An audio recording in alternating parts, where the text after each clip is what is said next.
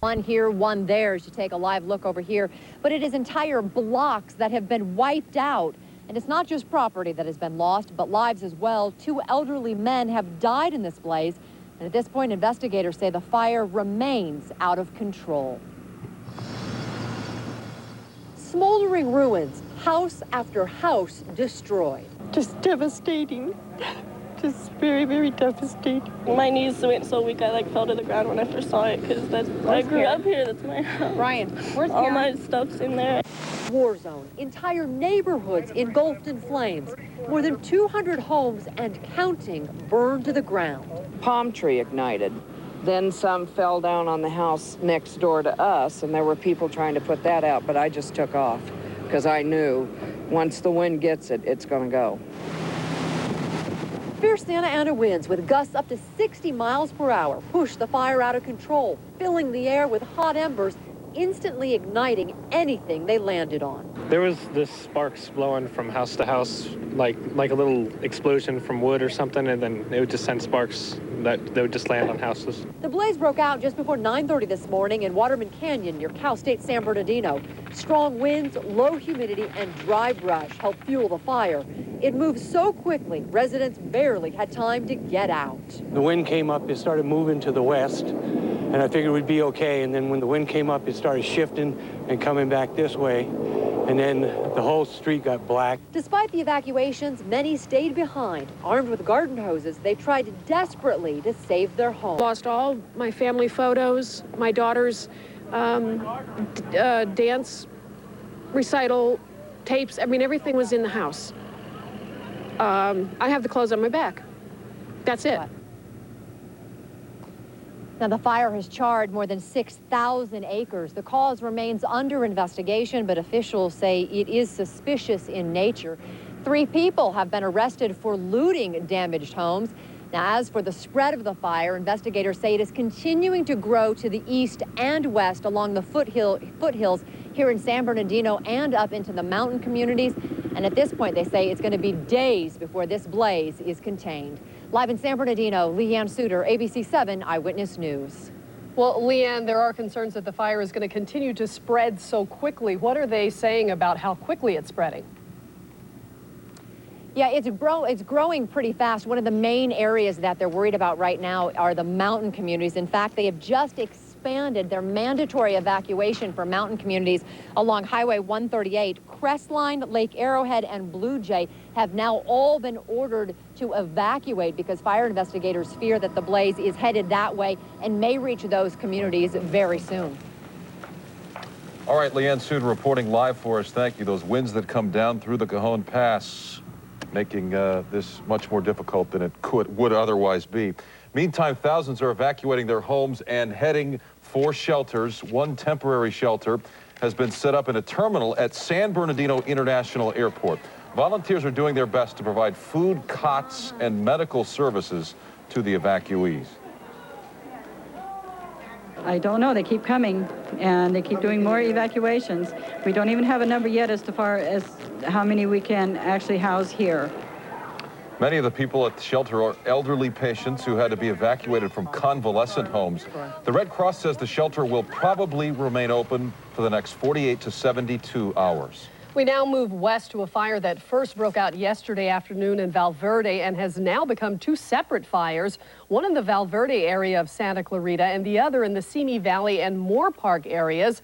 Voluntary evacuations are underway. Eyewitness News reporter John North continues our live team coverage from Moore Park. John. Leslie, you're seeing behind me a live picture of the fire moving up an area called Happy Camp. The wind has just kicked up a few minutes ago, and it's moving up towards some homes behind me. I'll move out of the way here so you can see it. The fire had laid down a few minutes ago. It's at least 2,500 acres, and they expect that in the morning they'll see well more than 3,000 acres. It's actually threatening 3 cities. We have Thousand Oaks, Simi Valley, Thousand Oaks a little bit if it keeps moving south, and Moore Park, where I am. There have been at least 4 mobile homes that have been destroyed, and there are several structures that have also been destroyed. Firefighters here are setting up a stand over on the ridge behind me for a home that now appears to be threatened. What you're seeing there is along Highway 118, and that's really not Valverde. It's the Simi Valley fire. All of this is around the city of Simi Valley. If you look in the hills around Simi, as you know, if you've been there, there are hills all around it. You see the glow of orange, the embers being blown down the highway. 118 has been closed from approximately Badera all the way to Tehera Rojada in Moore Park. You see lines of fire like that everywhere. And firefighters doing the best they can. Tonight, it's mostly a terrain fire, trying to backfire, trying to get it as it moves up the canyons. The wind hasn't been as bad as it was earlier. They're expecting it to kick up again in the morning.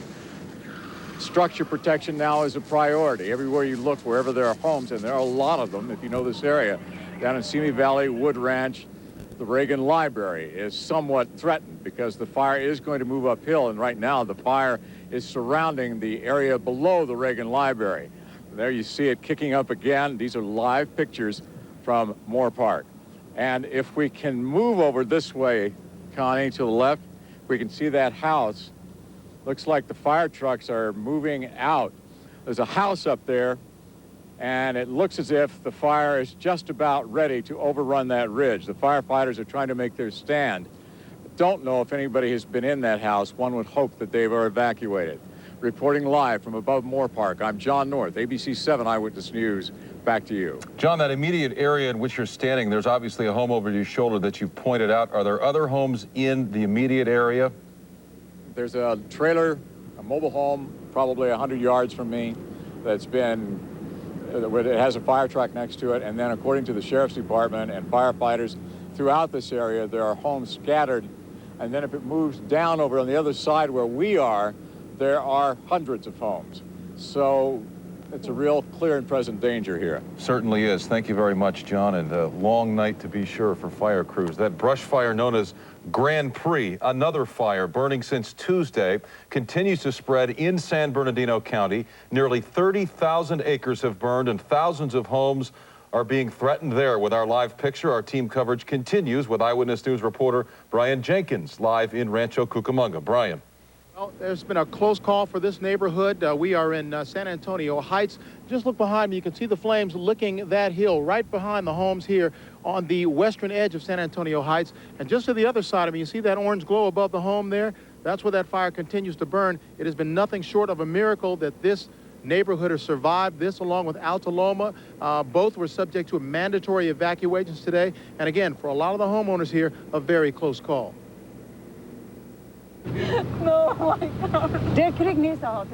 Residents in Alta Loma watched the fire blow downhill to within about 100 yards of their homes behind the hillside road, and firefighters quickly redeployed to that neighborhood, blazed very quickly, and at one point it was right up to their fences, and some of the residents who were there to help firefighters out were talking about getting out. But luckily, the wind kept pushing the flames away, and they got up to breathe a sigh of relief. We're not really worried about this section. It's the other San Antonio Heights we're worried about, so we'll be redeployed to a different area. Properties had to be moved forcibly because they didn't want to leave. Other people just packed up and got out quickly. By 9 p.m., this was the scene, the flames licking the back fences of their homes. And again, firefighters had a tough time with the winds. Well, actually, the wind actually helped us out on this particular case because it started sucking the fire back and didn't take as much heat as it could have. As you can see in this house, it has quite a bit of oak trees. We were a little concerned about it, but the whole block would have went if we lost this house, so we had to make the stand here. And that's where we are right now. You can see firefighters beginning to move out to find other sections of this neighborhood just to the west that they're going to have to go to try to get a handle on this thing. But again, the wind, very important. It's still moving southwest. None of these homes have burned yet, and firefighters are just keeping their fingers crossed.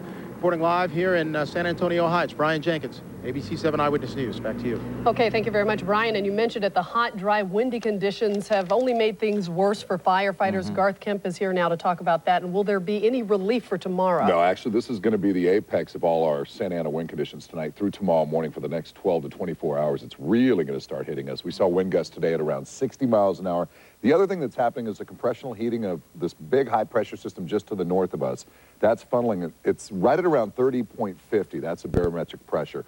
Down off the coast, it's right about 30.00. So that's the separation where the wind's flowing from the high down to the low. That's what's going on. This stuff is heating up as it comes through the canyons, drying out. We're looking for smoke advisories. We're looking for very low humidity. Humidity only 10 to 15%. Some of the areas right now showing 8% where the fires are out towards the Simi Valley fire. Humidity levels there very low. Plus with Santa Ana conditions, even though it's going a little quiet for us right now, we'll be picking up once again. We're going to continue to watch things heating up out by most of the fire locations right now. All three fires averaging into the 80s. So the smoke advisory continues. High wind warning continues for the Inland Empire and down to the south. And we have wind advisories for everywhere else for LA County valleys all the way around. Let me show you live Doppler 7000. We have it into a wind mode here. This is all away from the radar. You can see right out towards the fires as well. All offshore. Very severe winds kicking up through the canyons and the passes. It will get worse as we head towards daybreak. We're going to keep you updated on the situation, and we'll tell you about the rest of the forecast coming up. There's relief coming up in just a little bit. Back to you guys.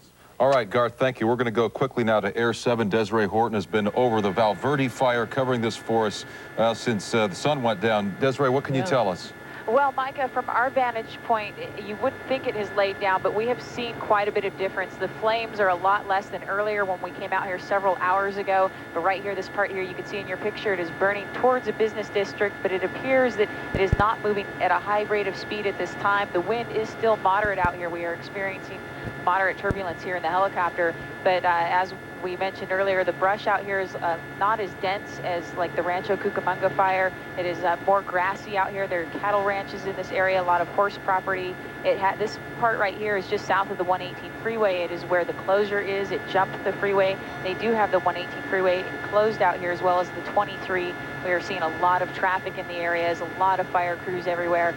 They have the areas out here on alert. At one point, we were concerned that the fire was going to jump the 23 and continue west into Moore Park, but it appears that they set some backfires, and that has helped, and the winds calmed down a little bit at one time, and it seems like it is not threatening those areas just yet. Reporting live from Air 7, I'm Desiree Horton, ABC 7 Eyewitness News. Mike and Leslie, back to you. Okay, Desiree, thank you very much for that. All right, our coverage of the firestorm moving through Southern California will continue in just a moment. About 250 homes have been destroyed in this fire in San Bernardino, but several other fires are raging. We'll have an update on all of those fires right after this. Got candy? I'm Kathy Barrett. And I'm Philip Palmer. Monday morning, Halloween is just a few days away. But before you shop for treats, see what tricks we discovered. Your guide to picking the best candy for kids. Monday at 5 and 6 a.m. on ABC 7 Eyewitness News. Introducing the Lincoln Mercury family of SUVs. Lincoln Navigator, Mercury Mountaineer, and the new 302 horsepower Lincoln Aviator, just as luxurious as the Lincoln Navigator, only smaller. During the Fall Adventure SUV event, get a 2003 Aviator for up to $5,000 cash back or 0% APR financing for 72 months, plus $1,000 Ford credit cash. See your California Lincoln Mercury dealer today. Joint pain and stiffness used to slow me down. My doctor and my pharmacist recommended Cosamin DS. They told me Cosamin DS works better and lasts longer.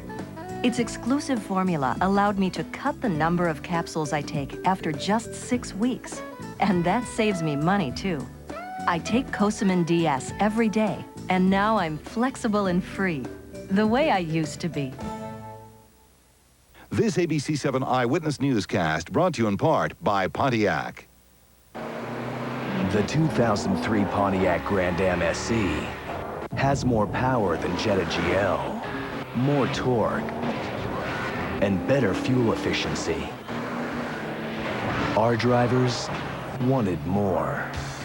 Get $5,500 total cash back on 2003 Grand Am 4-cylinder models, or choose 0% APR for 60 months on all remaining 2003 Grand Ams. See your Southern California Pontiac dealer. You were looking at live pictures as we fly over the fires in Valverde and Moore Park, and Desiree Horton has been watching these fires progress up in Air 7. She's got an update for us. Desiree.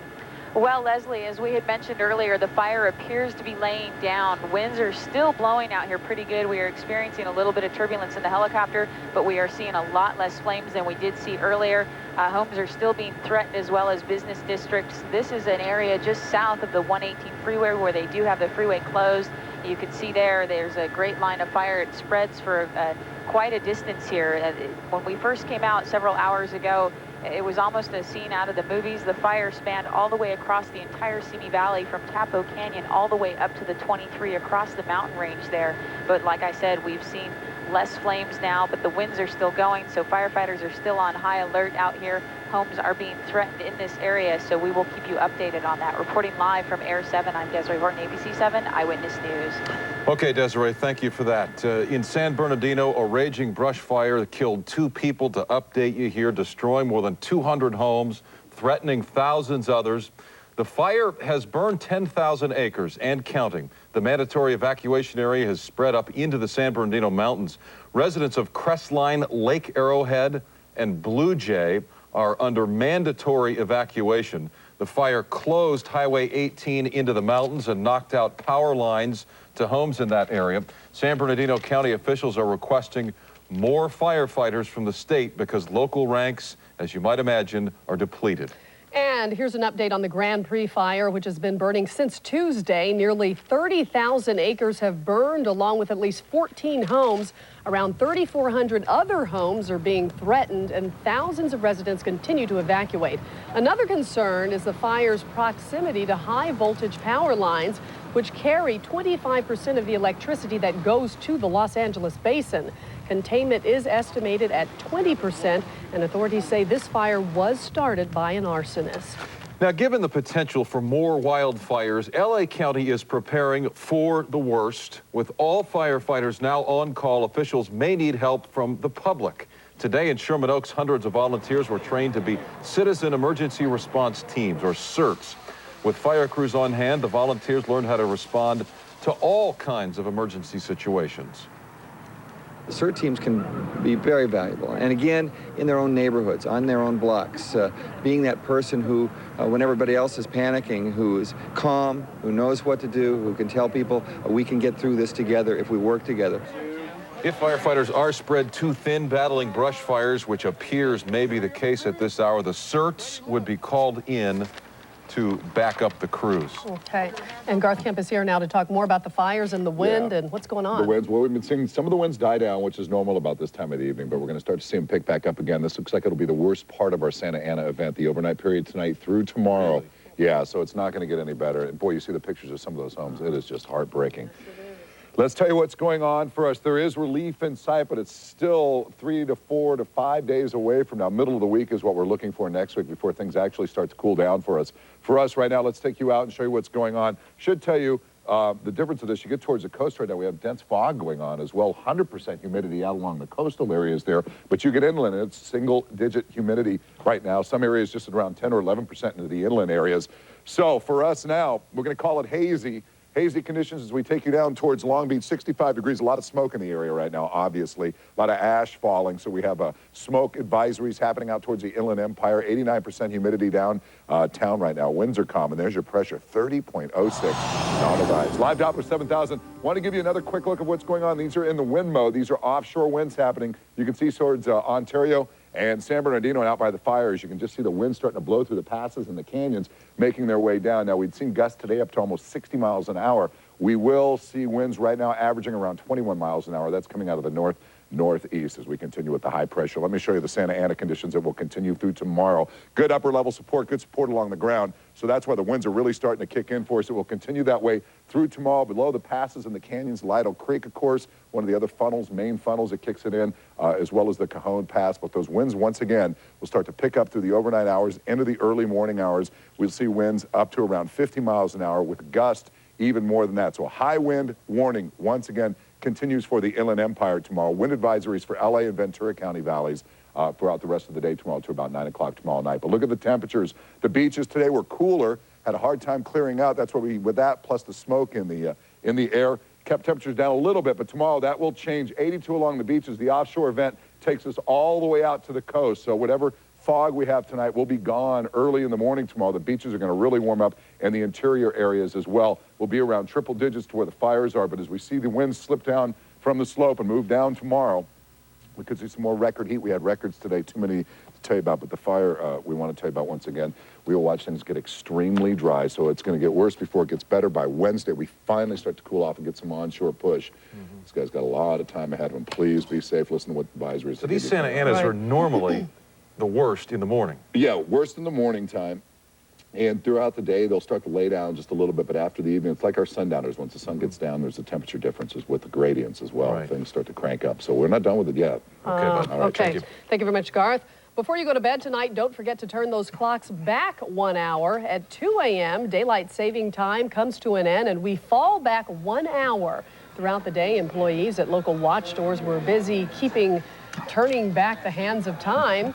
In addition to the time change, it's also a good time to change the batteries in your smoke and carbon monoxide detectors. Remember to test the new batteries after you install them. And more coverage of the firestorm, along with a look at Game 6 of the World Series as Eyewitness News at 11 continues. Your touch, your kiss makes me dizzy. I can't wait for the moment to love you. Your touch, your kiss makes me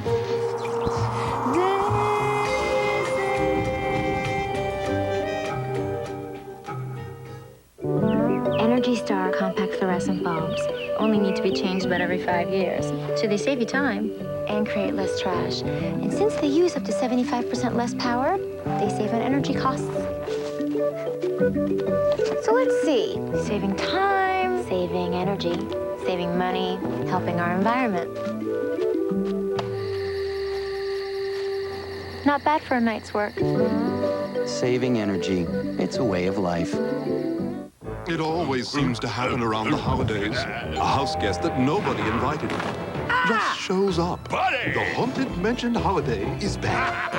A fly in my soup? Excellent! Only through January 4th at Disneyland Park. Tonight, when you set back your clock, be careful. You accidentally discovered time travel. Not to set it back. Kill them! Too far. Timeline, rated PG-13, starts November 26.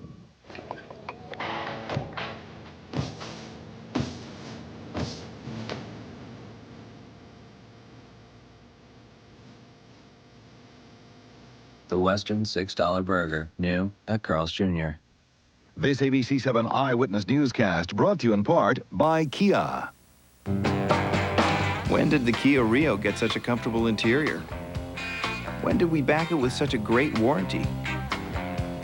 When did we price it over $1,000 less than the competition? When did the Rio become such a great car? When you found out it's the most affordable four-door sedan in America. The Keep Your Wallet Fat Kia Rio.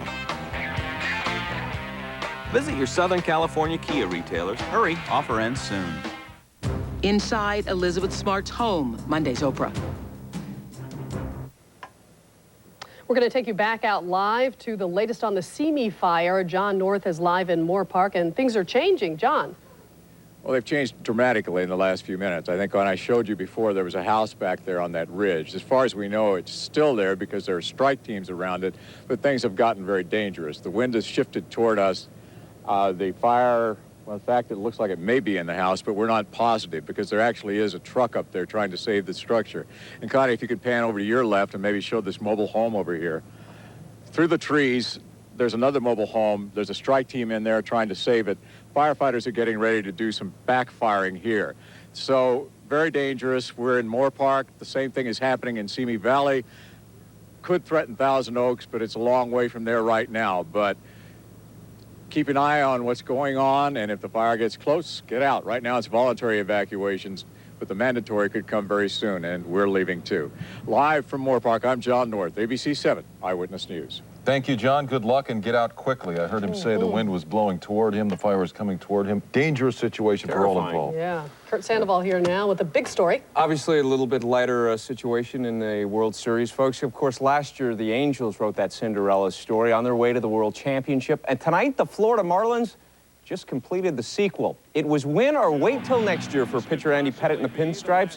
But 23-year-old Florida pitcher Josh Beckett looked like Sandy Koufax pitching on 3 days rest. Ask Aaron Boone. And one run was enough for Beckett. Luis Castillo singles to right here. Kareem Garcia comes up firing. But check out Alex Gonzalez. Sliding wide, and catcher Jorge Posada swipes and misses, so Gonzalez touches the plate, giving the Marlins the only run they needed. Beckett never bought into that Yankee mystique, saying there's no ghosts here and we're not playing Babe Ruth. You know, the Dodgers were the last National League team 22 years ago to celebrate a World Series title at Yankee Stadium, but Beckett, of all people, makes the final out this night, and this season belongs to the Florida Marlins, as Beckett, with the complete game 2-0 win, secured the MVP. A couple of other notes: USC routed Washington today. UCLA just completed a win over Arizona State, and tough night for the Kings. They lost. Want to see the highlights? Check out the morning show. Okay, thanks very much, Kurt. And more coverage of the Southland's firestorm when we come back.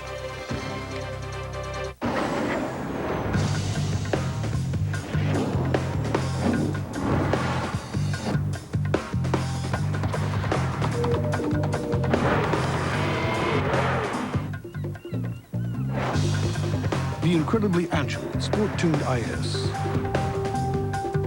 It gives new meaning to owning the road. See your Southern California Lexus dealer. Excuse me, ladies and gentlemen. Ever since Alex was about this high, I have dreamt of this day.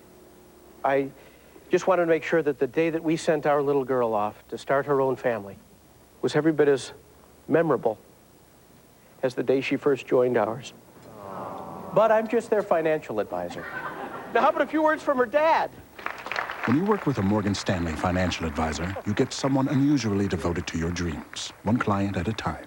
Dua Avenue North. Since Tuesday, the Grand Prix fire has burned nearly 35,000 acres of brush and at least 30 homes. That would be the Grand Prix fire alone without the merging. 15 firefighters are dealing with minor injuries this morning. Also this morning, the old Waterman brush fire near San Bernardino remains the most dangerous. It is also the most destructive and the most deadly of Southern California's firestorms. It has already destroyed more than 200 homes in less than 24 hours. It may also be responsible for the deaths of 2 men from possible heart attacks. Now, one of those men died while being evacuated, the other as he watched his home burn. Fire now threatens another 7,000 homes and hundreds of businesses. And another fire ravaging the Southland is the fast-moving Valverde blaze. This one started on Friday afternoon and has since devoured more than 15,000 acres. It is moving north into Simi Valley and actually has split. They are calling it the Valverde fire as well as the Simi incident. This fire has destroyed 5 mobile homes. Officials say more are threatened. Residents are being asked to evacuate the area. That's voluntary evacuation right now. The Valverde fire is also under investigations, and they believe that there's a suspicion of arson as the cause of that fire. The estimated cost of stamping out this fire so far, $1.1 million. And given the potential for more wildfires, LA County is preparing for the worst. With all firefighters now on call, officials may need help from the public. Sherman Oaks, hundreds of volunteers yesterday were trained to be Citizen Emergency Response Teams, or CERTs. With fire crews on hand, the volunteers learned how to respond to all kinds of emergency situations that may arise. The CERT teams can be very valuable. And again, in their own neighborhoods, on their own blocks, being that person who, when everybody else is panicking, who is calm, who knows what to do, who can tell people we can get through this together if we work together. If firefighters are spread too thin, battling brush fires, the CERTs will be called in to pick up the slack in other areas. At least they're preparing themselves for the worst. Well, and the worst could be the winds, the Santa Ana winds that kick up and seem to be swirling around in different directions. Yeah, that's really part of the problem. It's not a constant Santa Ana wind blowing out of the north, per se. It's just moving from the north to the northwest to the east, and that's creating quite a few problems for firefighters. We can show you that better now on our live Doppler 7000 radar, where we are not only able to pick up excuse me, rain, but as you see right now, as we take a look, there are the areas in green showing the areas that the winds are moving towards and away towards the red there. So we very definitely can see the winds coming out of the north-northeast and moving down to the south-southwest. And then up near Santa Clarita, Simi Valley, you can almost see the opposite effect right now. In fact, in Camarillo, just to the south of Simi Valley, winds were actually blowing out of the south at 8 miles an hour. And about an hour ago, they were blowing out of the west at 14 miles an hour. So again, this makes this a very difficult situation for firefighters who try to plan ahead, get in front of these fires, and set up defensive lines, but then all of a sudden the winds change directions, and that kind of throws all the planning out the window. Humidity levels are very, very low this morning. Last check that we saw in Camarillo, the humidity level was down near 18%. And firefighters really need more of an onshore flow, more moisture from the Pacific Ocean to raise those humidity levels to kind of blanket some of these flames. It's just not happening right now. And you can see on our live Doppler 7000 5-day forecast today, very, very warm weather, hot, dry conditions. We'll see a high in downtown LA today, actually up near 90 degrees. The valleys will be up in the mid-90s. Some relief in sight. It's just going to take a little while. We have a red flag warning again today through noon on Monday. Then Tuesday night into Wednesday, we have kind of a trough moving through. It's a dry line, but it will bring in more moisture from the Pacific Ocean. So by Tuesday afternoon, the humidity level should be back up, and things should be a lot better for the firefighters out there. I don't think we can wait until Tuesday the way things are going. Yeah. You know what's amazing is this, it's almost 10 years to the day that we had the worst wildfires in Southern California history, and that was back in 1993 on October 27th. They started in Laguna Beach, and of course they went on to Malibu and threatened Pepperdine University, and thousands of homes were destroyed back then. And here's the front page of the Orange County Register this morning. Not necessarily affected, but people down in Buena Park and other areas are reporting that the ash was dropping kind of like snow yesterday. So while Orange County not necessarily affected, the air quality levels are up throughout the Inland Empire through Orange County as well. So air is unhealthy in most areas. But again, you can see where it says right here that the ashes are blanketing much of Orange County. It's absolutely true. You go out there, you see it on your cars, you feel it in your eyes. Absolutely. Yeah, and I lived down in Orange County and breathing it all night pretty much as I had my windows open, and I think that's not a good idea. Pablo. All right, we're going to take a quick break. We'll come back with more live team coverage of these devastating Southern California wildfires. It's the big scary sale at Sammy's Camera with no sales tax and huge savings, like this Olympus Stylus 300 digital camera for just $349, plus free tripod, free case, free memory card, and free processing. Call 1-877-52-SMILE for the nearest Sammy's. The Hyundai Accent. The only car in its class with the added safety of standard front side impact airbags. 29 miles per gallon in the city, 33 on the highway. And only the Accent is protected by America's best warranty. 10 years, 100,000 miles. Looks like you win. Test drive the Hyundai Accent. Nicely equipped for just $90.39 at your Hyundai dealer. Don't waste money on a lease. Own a 2003 Accent for just $129 a month through October 31st at your Hyundai dealer. I'll see what I can do. So, Wolfgang, I need a table for 4 at Spago tonight. Are you crazy? Say cheese. No pictures. Gotcha. Anything you want. I don't want to be seen eating corn dogs. Sir, you're in. How about a soda? A glass of wine. Book a trip, get a deal, do Vegas right. Vegas.com. It's who you know. Go to Vegas.com or call 1-866-4Vegas-4. When you're a star, you can't have a lackluster body or a dull top. So I decided to give the whole works a makeover. Uh-oh. Better get Mako. See Mako for Ambassador Paint, $229, and get a free estimate on body repair. Attention football fans, enter the SBC College Football Saturday giveaway. Log on now to abc7.com. You could win 2 tickets to see USC take on Oregon State Saturday, December 6th. SBC Yahoo DSL. Get what you need faster. It's the big scary sale at Sammy's Camera with no sales tax and huge savings throughout the store, like this Canon Rebel 2000 with zoom lens, only $199.95, plus free tripod, free film, and free processing. So smile, you got it at Sammy's. Inside Elizabeth Smart's home, Monday's Oprah. Welcome back to Honors News Sunday morning. LA County is feeling the heat from the Grand Prix fire that began Tuesday in San Bernardino County. An emergency evacuation program is now in effect for residents in Claremont who who live in the path of the massive fire.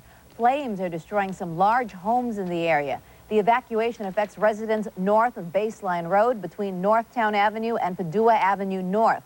Now, since Tuesday, the Grand Prix fire has burned nearly 35,000 acres of brush and at least 30 homes. 15 firefighters are dealing with minor injuries. And the update that we have this morning is that the Grand Prix fire is merging with the old Waterman brush fire near San Bernardino. It remains the most dangerous at this hour, the most destructive, and the most deadly of Southern California's firestorms. It has already destroyed more than 200 homes in less than 24 hours. And it may also be responsible for the deaths of 2 men from possible heart attacks. One died while being evacuated, the other as he watched his home burn. The fire now threatens another 7,000 homes and hundreds of businesses. And another fire that's ravaging the Southland is the fast-moving Valverde blaze. It's moving so quickly, in fact, that it has separated. There is now the Valverde fire as well as the Simi incident fire. You're looking now at a live picture of Simi Valley, or rather, that is some tape that was taken earlier of some of the homes that are burning in that area. It has already destroyed 5 mobile homes. Officials say more are threatened. Residents are being asked right now to evacuate the area. The Valverde fire under investigation. They believe that arson is the cause. The estimated cost of stamping out this fire has been $1.1 million so far. All right, we're going to talk to fire officials now about what's going on in the Grand Prix fire. We're going to talk to Carol Beckley. She's a Fire Information Service Officer with the U.S. Forest Service. And Carol, first up, the new development this morning is that the old fire has now merged with the Grand Prix fire. Can you update us on that situation? That is the information that we are receiving here in our office as well. We're indicating that the fire, the old fire, has jumped the I-15 at Devore. So I-15 apparently is closed at Sierra to Devore. Now, with that jumping the I-15, is it now tracking more towards more homes, or is that area somewhat open and just vegetation? That area is mostly vegetative. It's basically in the Lytle Creek Canyon area. So those two fires are merging in that particular area. Now with the merging of these two fires, are we going to refer to it to another name, or are we going to continue to call it the Grand Prix fire? I believe we will continue to use the names that are currently assigned to each incident. Right. With the area that this fire is going, have you noticed any addition of winds? It seems that the winds are strongest out in your area than they are, say, over into Ventura County, which we've been getting reports that the winds have somewhat died down there. How are they where you are? Now, our winds, too, have somewhat subsided this morning, but as the day goes on, we do expect that the Santa Anas may increase. How is that impacting the firefighting efforts? Do we have the air support up and running now? We do not have the air support assisting us at this time. We're hoping to be able to get them up in the air later in the day, but at this time we just are not certain of that. Not since daybreak have you been able to bring up the air support. That really makes it tough. How many firefighters have you got on the ground then? On the ground, on the Grand Prix fire, we show 2,427 personnel assigned to that incident, 775 assigned to the old fire. Carol, we saw from our Air 7 helicopter, we saw a helicopter going into the Live Oak Reservoir and helping out the fires in the Laverne and Claremont area. Do we have helicopters running on the Grand Prix fire? I have not been informed that those are up in the air. If they are, that's great, but I don't have any confirmation on that. All right. And then with the evacuations, you're sending people where? I know there are a number of locations in your area. Yes, on the Grand Prix fire, there are numerous evacuation centers. Those include the Jesse Turner Center, which is located in Fontana, Rancho Cucamonga High School, A.B. Miller High School, Laverne Community Center, and for day use only, the Magnolia Center off of Euclid in Upland. Do you have an update now on the air quality? We know that some health departments have issued advisories about the poor quality of air because of the smoke. The air quality is extremely poor, as well as the ash that is currently in the system. It's very unhealthy at this time. So are we advising folks to stay indoors today? That would probably be a good bet. What about your firefighters? How do they handle such air quality? Because obviously they're in the thick of it. All right, that is Carol Beckley. She is with the Fire Information Service with the U.S. Forest Service. We appreciate her time here on ABC 7 Eyewitness News. We're going to go to a short break. We'll be right back after this.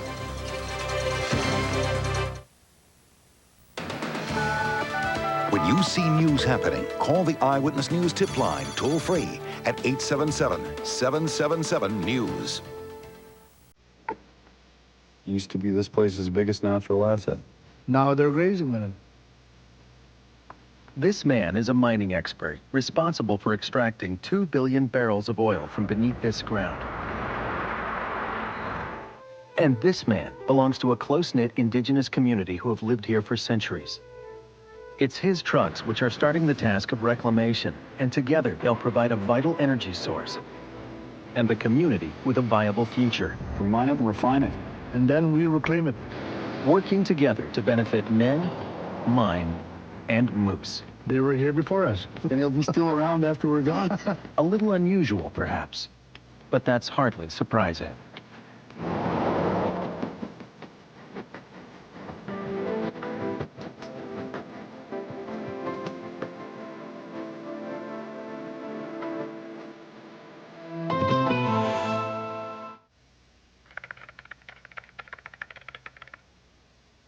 Cigarette smoking is addictive and causes serious diseases. Smokers are far more likely to develop serious diseases like lung cancer than non-smokers. There is no safe cigarette. At philipmorrisusa.com, you can find this and other information on the serious health effects of smoking and links to reports from public health authorities, including links to sites that can help smokers quit. For more information, visit philipmorrisusa.com. I want her to be strong and confident. I want him to do well in school. And go to college. I want her to get along with other kids. Just be happy.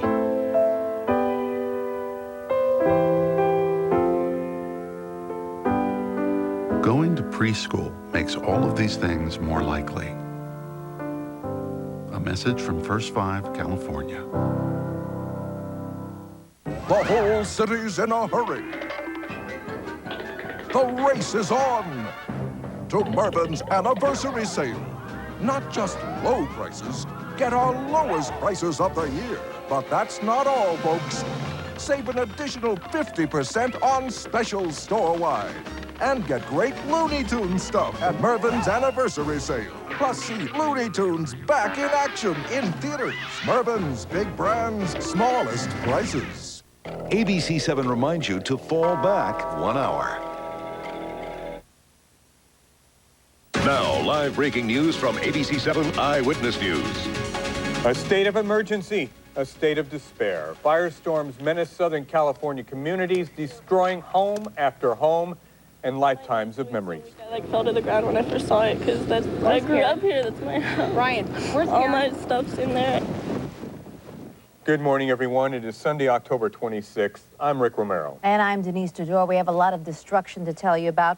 The worst of the fires is in San Bernardino County with the Grand Prix and the destructive Old Waterman fires coming together after burning a total of 50,000 acres. The map tells the tale. The Valverde fire is in Simi Valley. It is 2 days old. We have heard from firefighters that it has split into two. They were able to separate the two fires. The Valverde fire to the north and the fires burning in the Moore Park Simi Valley area is now called the Simi incident. The oldest fire is the Grand Prix fire. That's 5 days old, and it is the biggest. It is 35,000 acres. Moving eastward, the Old Waterman fire is less than 24 hours old, but it is, again, the most destructive. That's where we find Eyewitness News reporter Wendy Birch, who begins our live team coverage. Wendy. Yes, Denise, it's actually ironic when you break all that fire coverage down that the old fire is actually the one that has been burning the least amount of time but has done the most amount of damage, at least when we talk about structural damage. Some 200 homes have been destroyed, including this home that I'm standing in front of right here. This house belongs to Arnie Johnson and Della Boyce. They lived here about 5 years, just remodeled the place. We caught up them when they first came back this morning and they saw the devastation at their home. Arnie and Della were just completely taken aback by what they saw. It was a difficult moment for them. They were able to share with us some of their thoughts. I feel very, very grateful, but we feel also very guilty. We feel bad that I don't know our neighborhood. It's a wonderful neighborhood, these guys, and I can't imagine it without all these people. Yeah, we can't imagine living here with all our neighbors gone. I mean, it's emotional. I know. It's kind of, you're so happy and excited that you're okay, but at the same moment. Thank God that we're okay. We've got ourselves, we've got our cars, we've got our dog, and we're happy. Now, that was the wrong family. That's the younger. Okay, folks, I believe the folks that you just saw there were the Hodges family. The Hodges family, let me point out, they live across the street right here, and they were discussing how, exactly as you heard, how lucky they feel that it was not their home that was destroyed. And that just speaks to the randomness of these sort of wildfires, where this side of the street, a complete war zone. It's not an underestimation to say that it has been ravaged, and yet right across the street, those houses still standing and intact. Let's give you an update on what the firefighters are doing right now. We were just told that there are some 1,500 firefighters on the line. All we can see are just large amounts of billowing smoke. We're told that the air tankers, the fixed-wing aircraft and the helicopters have not been able to get up this morning for the fact that the winds continue to gust, sometimes up to 60 miles an hour, and the smoke is so thick and so heavy. In fact, as we've been out here all morning, it is getting very hard to breathe. It's very ashy. My eyes are irritated, as well as Martin's, who's behind the camera right now showing you all of this videotape. We will remain here, and of course, let's just emphasize the worst news of the morning, the worst factors combined in the fact that 2 fires have actually merged. And of course, we have those Santa Ana winds going all day long here. It's going to be a very hot, a very windy, and a very rough day. Now, we're going to head up to the fire line within the next hour or so and bring you some continuing coverage throughout the day. Right now, that's the status here in San Bernardino. We also want to let you know that 2 people have died in this, not from the actual fire, but in the stress caused. Both of these people were elderly. A 70-year-old man was watching a home burn. Another person was being evacuated. Both of them suffered from heart failure. We do know that about 40,000 people have been evacuated. Many of them went to the San Bernardino International Airport and spent the night. Others went with friends and with family. We are told some 700 structures are still being threatened, as well as 250 businesses. 40,000, again, have been told to evacuate. Some of them are trickling back in, as you can see, through the neighborhood. Those are the people that we have spoken to earlier. They have come back to see if their home was saved. You have people that lost their homes, people whose homes were saved, speaking together about what this neighborhood will be like as they rebuild. This is not, however, the first time that this neighborhood has seen this sort of destruction. Back in 1980, the Panorama Fire ripped through this area. It destroyed some 300 homes back in 1980. It happened the week of Thanksgiving. It was being called then the worst natural disaster in San Bernardino County history. This fire very well could exceed it. Again, a lot of devastation out here. We will be out here throughout the day. Wendy Burt's reporting live here in San Bernardino County. We send it back to you at the station. Well, Wendy, as you said, there are 40,000 people who are evacuated, but some people are trickling back in. Is it safe for people to trickle back into the neighborhood you're at?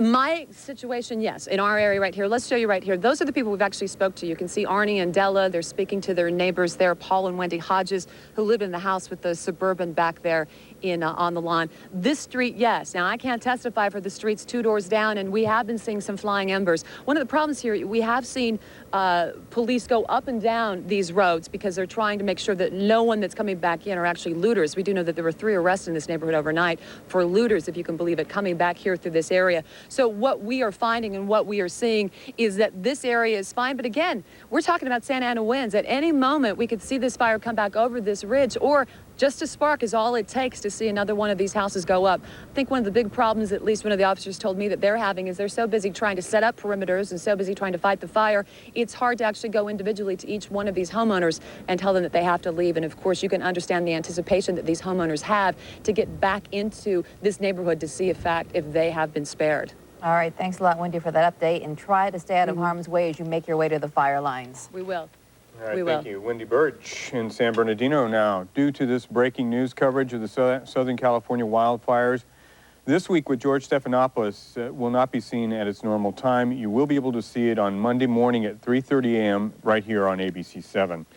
And the Grand Prix fire, which is spreading through a community in LA County, we're going to take a closer look now at that situation in Claremont. We go live to the community. Eyewitness News reporter Brian Jenkins joins us live with more on this breaking story. Brian? Rick, just another tragic image for homeowners in this area. This house, one of the few that still had a wood shake roof on it, and you can see the result here. The fire kind of hopscotched through this area. Those burning embers flying through the air through much of the morning touched on several homes, and this is one of those that as we speak, is burning to the ground. Now, many of the residents were up here as late as 11 o'clock last night when they got a knock on the door by law enforcement, and there you see many of them forced to sit back and watch from a distance down by the 210 freeway. And again, the firefighters had to escort most of them out along with police department. There you see those flying embers I talked about, and those things were what torched many of the homes. Firefighters kept up against those homes trying to keep the fire from spreading. Unfortunately, they weren't able to do that in every case, and several homes, some 30 to 50 in this area, are now gone. Firefighters are still, as we speak, working this area, and as they do so, many residents are down at the bottom of the hill, have been all night, just wondering whether their homes survived. I went to bed around 9 o'clock. I look, everything calm and no problem. It's still far away. We only see some smoke, but then 11 o'clock, I got the knock the door by, officer and tell me get out and move immediately. I went to my sister's house and left my kids there and came back over here and, try to see what happened and see if my house saved my house, but I don't think so. It's probably 99% gone. And again, just a tragic sight for many of the residents. Many of them went to shelters last night. Some of them just stayed out on the street and watched as things progressed. And as we said earlier, this is one of those homes that unfortunately, firefighters were not able to save. One of the hardest things they've had to do is watch some of these structures go up and simply protect the homes around them. So that is the case here in Claremont. And again, this has affected Lytle Creek, Claremont, Upland, San Antonio Heights, several areas in the foothills of the northwest San Bernardino County area into the eastern portion of LA County. And while the winds have died, this fire is still cooking, so we'll have to wait and see what happens. Reporting live here from Claremont, Brian Jenkins, ABC 7 Eyewitness News. Back to you. Brian, would you ask the photographer there to give us a wider shot on that home that is burning there? And while he's doing that, can you tell us, are there other homes right next door that are in harm's way? As a matter of fact, there are, Rick. There are I counted about 5 on this street that have already been decimated. There are homes on either side of these where firefighters are manning hoses, wetting down things to keep this fire from spreading. There is a lot of foliage, a lot of trees, and I don't know if you can see that in a wide shot. Kevin, if you can pan just a little to your left, take a look behind the house, and this is what it keeps firefighters concerned here, is that any of these embers with a little breeze could spread into those trees. Then you've got homes above, on that ridge above, just behind here. Those could be at risk if the wind picks up. So that's the battle that firefighters face here. And of course, this thing continues. We'll just have to wait and see if the wind picks up as the day progresses. Brian, earlier you talked to a Santa Cruz firefighter who mentioned that he thought that almost all of the homes, or at least most of the homes that have burned so far, had shake shingle roofs. The one behind you does. The one next door, it appears that it has an asphalt shingle roof. Is that the case? And there's certainly a lesson to be learned here.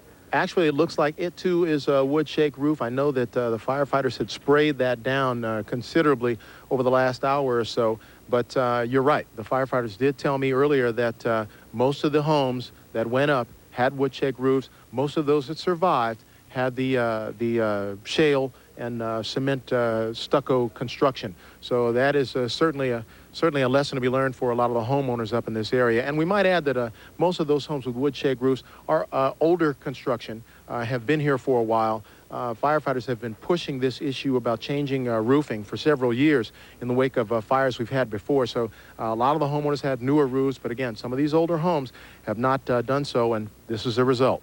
Well, Brian, it's an incredulous sight just to see that house burning, firefighters not doing anything to take care of it. You said they're protecting the other homes, so what are they doing to protect the other homes around this? Well, what they've done is take their hoses and really wet down the homes on either side of this home you see burning, and you can't really get a sense of it here, but they are down on the street and they are behind some of the homes in the yards, wetting down, just keeping some of these embers from spreading. And as you see this home here begin to crumble, those embers become an issue. You see how the smoke flies up off of here and the embers just kind of blow out into the wind. Well, that's what they're looking for. That's what they try to wet down as these things land on the houses on both sides. So that's how they keep it from spreading, and hopefully they'll be able to keep this one intact and keep this one from spreading. And Brian, the wind conditions there, they don't appear to be too strong right at the moment. That seems to be good news. That's been a real blessing for most of the homeowners in this area and for the firefighters. And we talked about this overnight. This wind was whipping through here at 35, 40 miles per hour. And in truth, it was difficult just to stand in one position. Well, now it's at a virtual standstill, and that's a huge relief for the firefighters and indeed most of the homeowners around here. All right, thanks a lot, Brian. Reporting live from Claremont. He's going to stay on top of that situation. We're going to switch now to Simi Valley. We've just had reports that the air quality situation there is deteriorating. Fire officials are asking residents in the Simi Valley area to leave their homes. A wildfire there is tearing through thousands of acres. Eyewitness News reporter Sid Garcia joins us live from Simi Valley. And as we can see, you're protecting yourself. It's really difficult to see and breathe out here right now. Things are just getting worse now in the past 10 to 15 minutes as the wind started to pick up and the smoke is blowing towards us from east to west, as well as ash as well. Let me get out of the shot here, and it's just smoky. Behind all that smoke, or through that smoke, you go up about a mile up Tapo Canyon Road where we are, and it's the hills. And that is where structure protection was being done by firefighters from a number of different agencies helping out Ventura County and Ventura City. They've gone over to the east of here in the Indian Hills community, which is about a few stoplights away, and that's where one hot spot is. But the fire goes all the way from Indian Hills clear over to Moore Park. Let's go ahead and show you some pictures that we shot earlier this morning. These are pictures just about a mile from where we are. The flames were getting dangerously close to a number of homes there. There was a couple of drops as well in there, and there was a report of at least 5 mobile homes that were burned, and one house earlier this morning that suffered tremendous damage because the fire just came roaring down the hill. Came over the top of the hill, and then wind caught it, and it was here within minutes. Just came swept right down the canyon there. So. Right now, we're gonna make sure this fire is extinguished in this home, and we're gonna regroup. We're gonna move on down in front of the fire and continue to provide structural protection. It's starting to get windier and smoky around here right now. It's just difficult to see and breathe right now. If folks are being asked to evacuate. More than 40,000 acres at last check have been scorched in this fire. There are 2 separate, the Val Verde as well as the Simi incident. And right now, firefighters are just in structure protection mode right now to keep the fires from coming down the hill and going after the homes that are below it right now. Again, the winds are really whipping up right now. It's ashy, it's smoky, it's really difficult to breathe and see around here right now. But you're seeing a lot of traffic from folks who live up there coming down, and you're hearing a lot of sirens as the wind starts picking up a little more, going towards the east of us, towards Indian Hills, and set up structure protection right there. Basically, fire engines are just circling the wagons and making sure that the fire doesn't jump them onto the structures below. Again, it's from Indian Wells to the east, all the way to Moore Park to the west right now. At several miles is just a fire line that firefighters are trying to battle and protect all the structures along these foothills.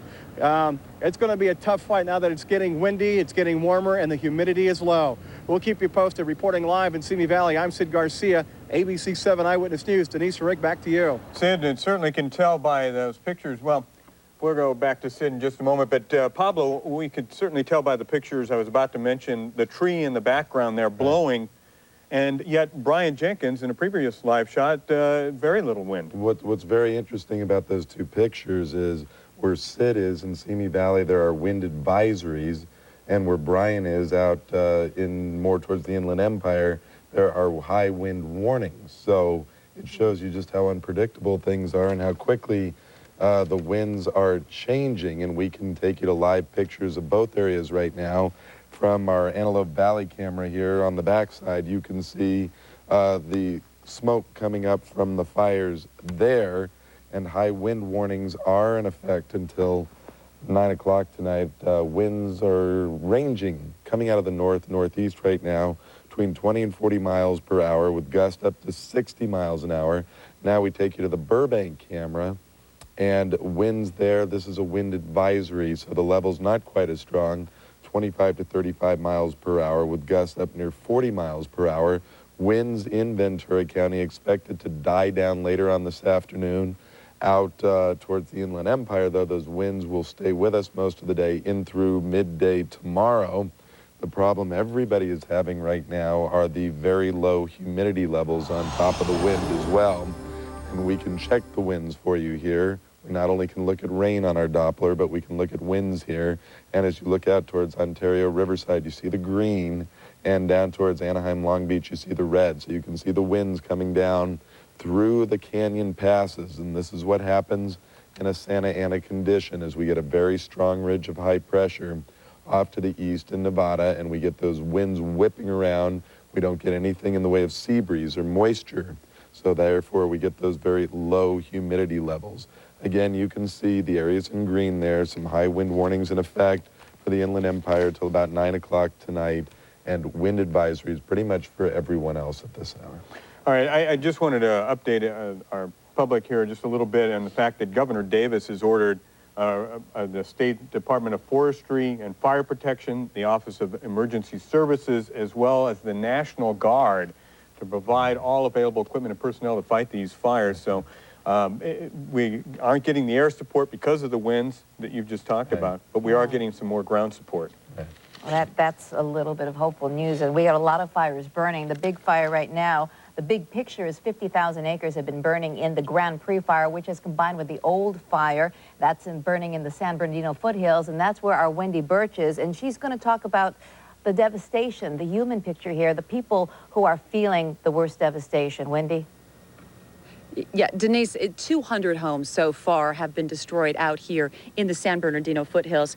And one thing that we see is the randomness of these wildfires. It's just hard to... Bees are flying. Thank you, sir. He's saving me out here. We've got a lot of elements that we're dealing with. The bees are just one of the minor irritants. But let's get back to the fact that this is a devastated area. The wildfires are incredibly random. Right here, right now, we spoke earlier, we met these folks earlier. This is Della Bowler and Arnie Johnson. You guys have lived here about 5 years. You came back this morning to this, your feelings, and I know it's hard to ask you this simple question, but how does it feel when you look behind you and see this? Very, very empty,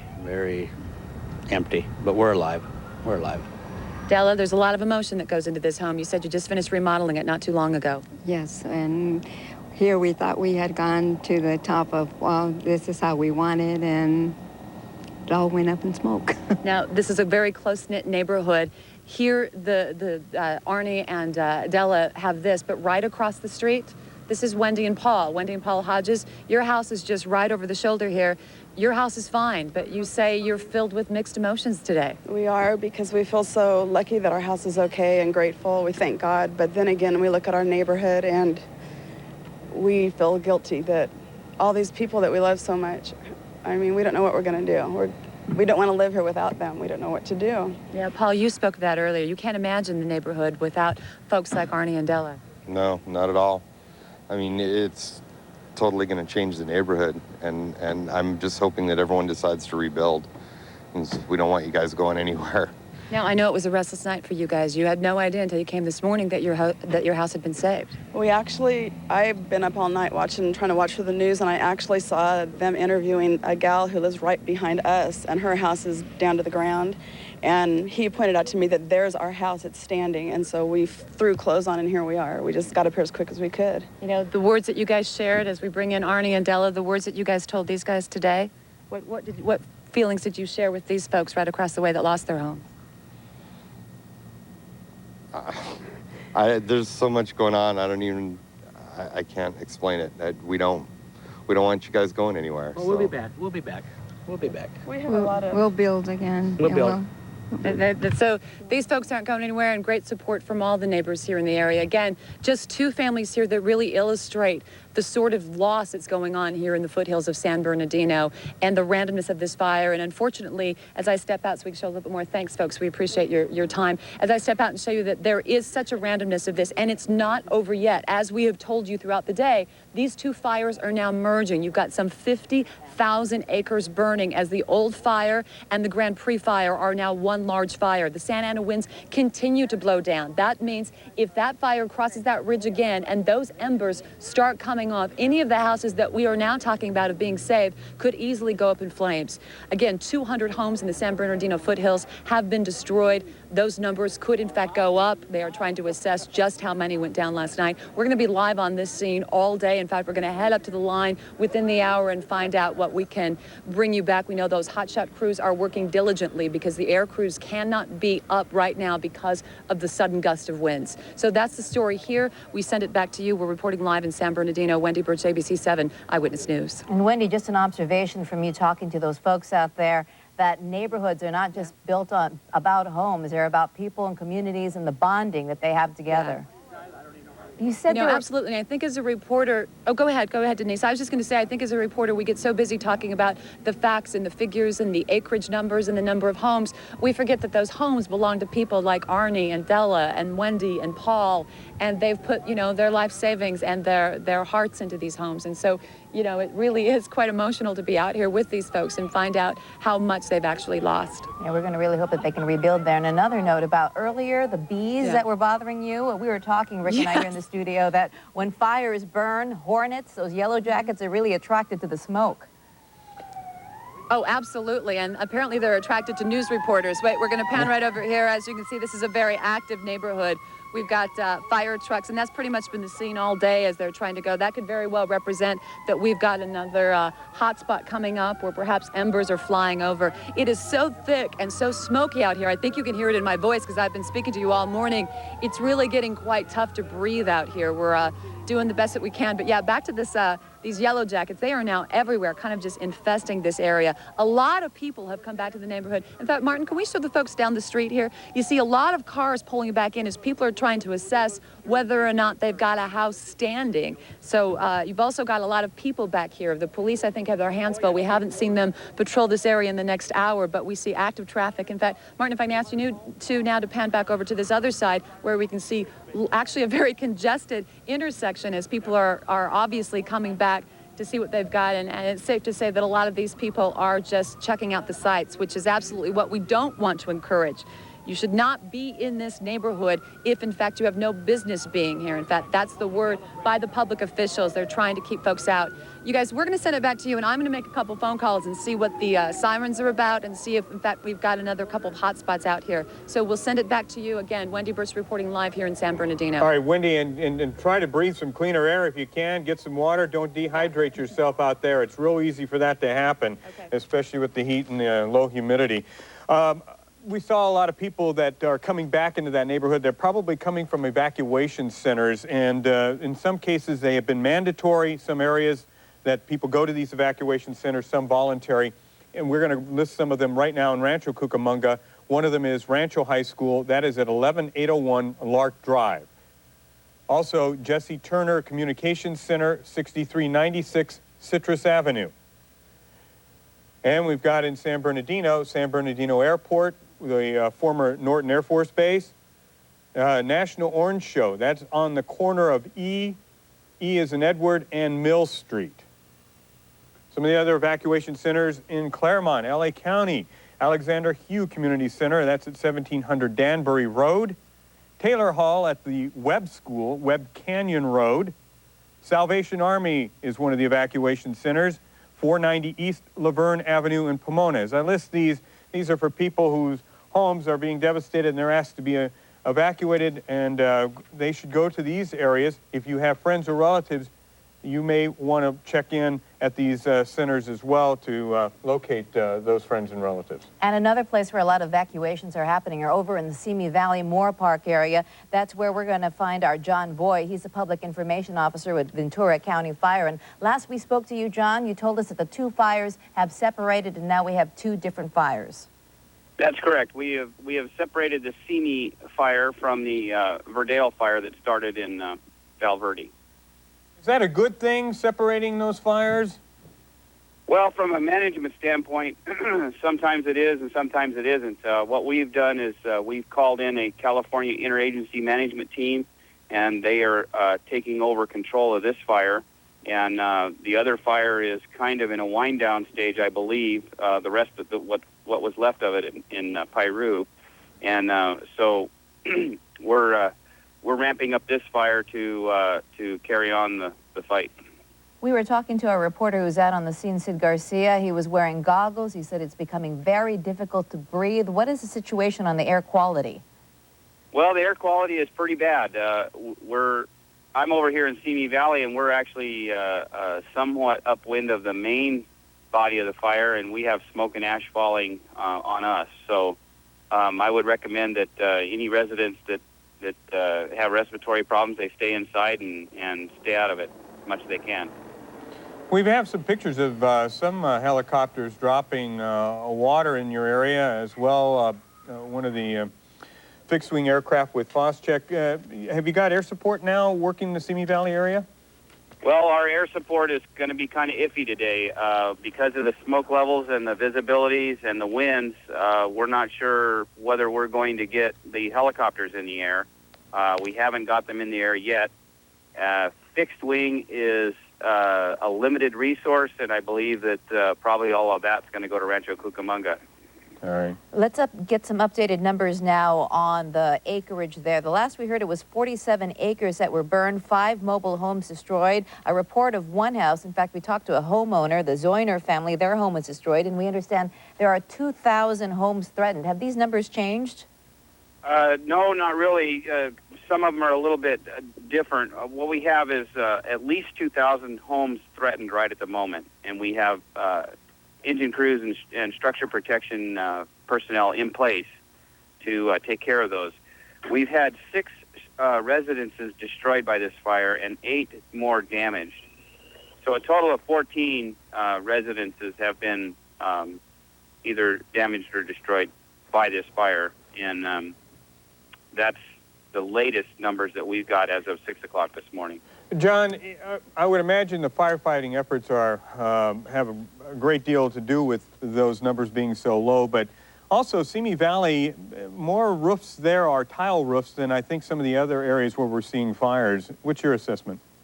Well, that is correct. One of the things that Ventura County has done over the years is basically made fire retardant roofs mandatory on all new construction. And so with that and our vegetation or weed abatement programs, it allows these homes to be defensible. And it still takes the efforts of the firefighters, though, to get in there and improve the weed abatement and work on protecting the homes. But it does make it more defensible. John, you said you don't have your air support up and running. What seems to be the problem this morning? Mostly visibility. The smoke is also blowing towards Camarillo, which is where our helicopters are, and I think it's mostly visibility at this point. I can hear you clearing your throat there often, John. I imagine it's because of the smoke that you're inhaling.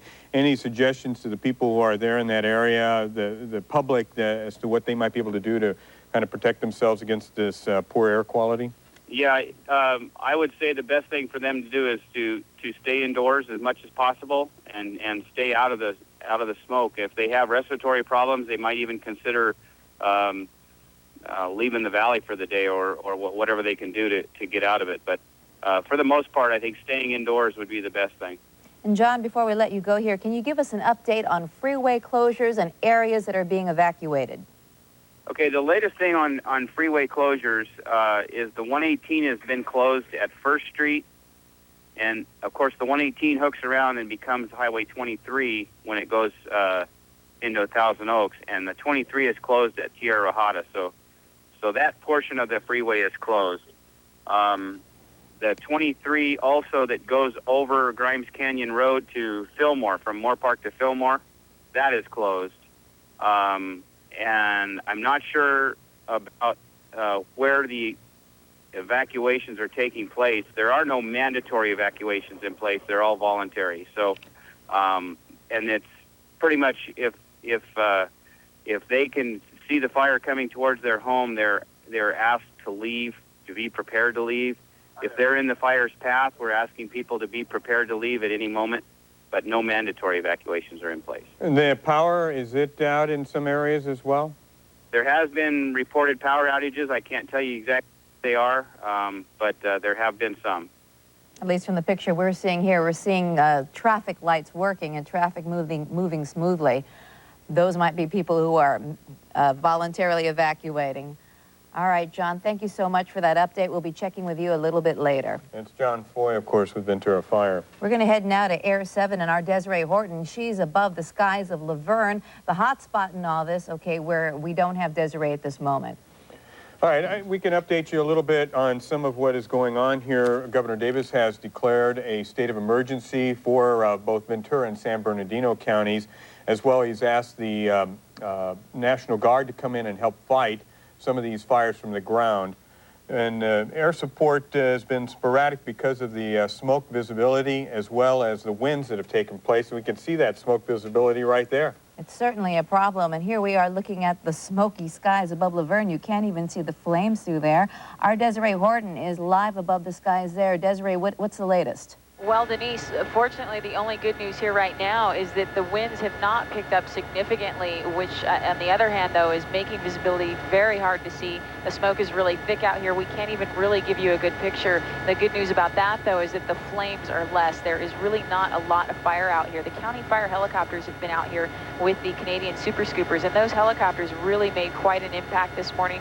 They got in there, and their main concern was the line of fire that was heading west towards Webb Canyon, just east of Live Oak Reservoir, where they were pulling water from. Those flames earlier, several hours ago, were much bigger and greater. Homes were being threatened, but they seem to have gotten that under control, and we are not able to see too much fire now, just mostly smoke in the area, and the winds are remaining fairly calm, so that is not blowing the smoke out of here. But the good news is that fire seems to be under control, and we're hoping that that doesn't spread any further west. We have not seen it move any further west. There is some fire up the canyon that we cannot get to. We're trying to stay out of the way of the helicopters and the Super Scoopers, so we will not be able to show you pictures up there, but there's a little bit of flames further up the mountain. They are concerned there are homes up there, so they are getting a handle on that, and they are talking about water drops up there as well. So we'll keep you posted on that. Reporting live from Air 7, I'm Desiree Horton, ABC 7 Eyewitness News. All right, Desiree, despite the thick smoke that we have in your live picture, that certainly is good news not to see any flames in that picture as well. But flames are occurring right now as we speak in Claremont. That is where we go back to Brian Jenkins. He is live in front of a home that earlier we saw the roof was burning, and now, Brian, it looks like much more. It's just about gone to the ground. Well, you said it, Rick. This was a two-story house about a half an hour ago, and now this is what's left of it. This is one of those homes that we found, one of some 30 to 50 homes that are believed at this point to have been totally destroyed. And there's a lesson in this for homeowners, because this, again, according to firefighters, was one of those homes that had a wood shake roof. Now, we're going to show you the difference here. I'm going to take my cameraman around and show you some of the homes next door. Now, this has a different kind of construction. It's cement and stucco. It's very well protected as far as the roof goes, but we're going to take a look across the street here where you see the for sale sign, and that house, again, a wood shake roof, and you can see what's left of it. This is what has happened to several homes up in this area, and again, just a tragedy for a lot of the homeowners who have not been able to get back up into the area, many of them just guessing as to whether or not their homes are among those that survived. We have some videotape we've took last night as those folks were evacuated around 11 p.m. Law enforcement officers went door to door knocking, waking people up, telling them to get out. They did, and just moments later, that fire ripped through here. About 35-mile-per-hour winds. Very tough for firefighters to keep the flames away. It just inundated the firefighters and their equipment. Several of the homes, again, that had wood-shake roofs, and some 30 to 50 destroyed at this point. We've not been able to get an accurate number on all of them because firefighters have been stretched to the limit. Many of them coming from out of town, other locations, some as far away as Idaho, to help in this blaze. So again, a lot that we don't know, but this is some of what we can show you that residents will return to when they're allowed back in. Reporting live in Claremont, Brian Jenkins, ABC 7 Eyewitness News. Back to you. And a pretty sad observation. That house that you were pointing to across the street, it was for sale, and now there isn't very much to sell there, just a lot. No question about it. Just a sad state of affairs for homeowners up here. Back in 1993, Brian, you were here as well when Laguna Beach had its fires, and many of those homes burned because of those shingle roofs when they were rebuilt. Most of them were built with fire retardant roofs, but it took many, many years before they got around to it. Well, you would think, Rick, with the price of some of these homes up here, folks would just take heed from what firefighters have been saying over the years to put better roofs on. Take those wood shingles off and replace them with tiles, with shale. But some of them haven't done that now. In fairness to them, some of these homes have been here quite a while, older construction. That, of course, putting a new roof is a significant financial endeavor. But again, these are homes that are probably in excess of $600,000 or $700,000 up in this area. So a big, big loss for some of these homeowners. All right, what chances are when they rebuild, things will be different as they go into the construction of those homes. Brian Jenkins, thank you very much for that live report from Claremont. What a sight to see all those homes burning right there where he is standing. The report that we had is that there are 50 homes damaged, and for more of an update of what's going on right now, we're going to talk to Mike Maxfield with the city of Claremont. And Mike, we saw a lot of devastation. We saw some homes, just firefighters watching them burn down. What is the situation there right now? At this point, as you saw on the report, there are still active firefighting efforts taking place in a number of neighborhoods, the Claraboya neighborhood and some other sections in the northern part of town. I can confirm we've had about 50 homes damaged at this point, as well as a section of the historic Padua Hills Theater, which is in the Via Padova neighborhood in the northern part of the city. Mike, we heard from John Foy with Ventura Fire, and he was telling us that in that area, all new construction requires fire retardant roofs. What's the status there in Claremont? Yes, new construction is required to have a number of fire-safe building codes in place. The tile roofs, there are some clearance requirements that the LA County Fire Department enforces very strictly. But as your reporter was saying, a number of these homes in this area are older, so not every home in the northern part of town has the tile roofs. Not many of us have had our home burned down, but, you know, thank goodness. And these people are really dealing with a lot of devastation. What is going to happen with their homes in terms of, can they go in there, can they start claiming insurance, or do they have to wait for this entire fire to be finished? I think at this point it's too early to say what that exact process will be, but certainly I'm sure the city and some of the county agencies will establish contact information for folks that need to file claims for assistance as we declare local emergencies, and hopefully we get the governor declare a state emergency that creates opportunities for a number of assistance programs. So as we get through this immediate concern, I'm sure a lot of that information will become available for homeowners. Mike, as you probably know, in anytime there is tragedy, suddenly scam artists, con artists come out of the woodwork, and they pose themselves as insurance adjusters, and there are also unscrupulous construction crews that will probably be coming out there. What advice are you giving to homeowners?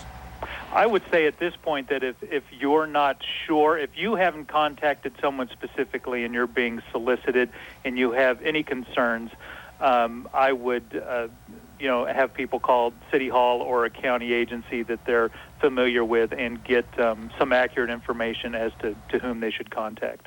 Now, you're one of the hardest hit areas. Firefighting crews, I know, are coming from all areas. Governor Davis has included the National Guard in this firefighting effort. Have you seen any of that activity? I'm not aware of that at this point. Okay. What kind of agencies or what areas are these agencies coming from that are helping you out? All over the state. As you had noted earlier, one of your reporters was talking to a fire captain from Santa Cruz. So they are literally folks from up and down the state at this point. Last report we heard there were 4,000 firefighters who were on the ground out there, and the fire is 23% contained. Has that number gotten any better? I'm not aware of that. I don't have the latest figures on that. What about the evacuation? Can you give us the areas that are being evacuated? At this point, the neighborhoods in Claremont that are being evacuated and remain under evacuation orders are the Palmer Canyon area, the Via Padova area, Claraboya and High Point neighborhoods, and the Webb School. Now, if more areas were to be evacuated, what exactly are the orders? Do you give them time to pack, or do you tell them just to grab their loved ones and go? Well, I know last night we were fortunate and able to notify a number of neighborhoods ahead of time to be prepared to move out, and we are encouraging people that are to the west of this in the San Dimas areas that they should probably be taking similar precautions. But it could literally come at a moment's notice the way this fire has been burning overnight. Sometimes there's not a whole lot of time. Mike, a lot of people are not familiar with the city of Claremont, and I just wonder if maybe you can kind of give us a feel for what the community is like and what that terrain and the home construction is like in that area. The area where the fire is burning is very much up against the foothills. It's very similar to what we've seen in Rancho Cucamonga and San Dimas. As you move north into the city, there is a very large interface between the homes and the hillsides. You may recall last year's Williams fire burned in a lot of these same areas, so these homes are in very close proximity to some wildland areas. And the people that live there, give us a little feel for what that community is like. People that live in Claremont, typically they are here and they're very community-oriented. They have lived here a number of years. It's a very strong-knit, very tight community. We've had reports of neighbors helping neighbors and folks calling in to try to verify what the condition of their neighbors' homes is. So it's a very tight-knit community. Definitely a sense of community there. Can you update us on the freeway situation? Have the fires affected any closures on the 66, the 10, or the 210? At this point, I don't have any information on any closures. But as far as I know, the 10 remains open. The 210, I'm not sure. Okay. Right. That is Mike Maxfield. He is the public information officer with the city of Claremont. Mike, it's been good to talk to you and to get a feel for your community, and I know that the hearts of Southern California go out to those homeowners who are losing their homes. You said 50 homes so far. Yes, that's correct. Thank you very much. We appreciate that. All right, Mike, we'll check back with you as things progress. Thank you very much. It's Mike Maxfield with the city of Claremont. And this firestorm has just been tough everywhere. Given this potential for even more wildfires, LA County is preparing for the worst. All firefighters are now on call. Officials may need help from the public, too. Today in Sherman Oaks, hundreds of volunteers were trained to be citizen emergency response teams, or CERTs. With fire crews on hand now, these volunteers are learning how to respond to all kinds of emergency situations. Be very valuable. And again, in their own neighborhoods, on their own blocks, being that person who, when everybody else is panicking, who is calm, who knows what to do, who can tell people we can get through this together if we work together.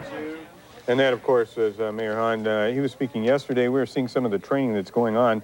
If firefighters are spread too thin battling these brush fires, these search crews will be called in to pick up the slack in some of the other areas.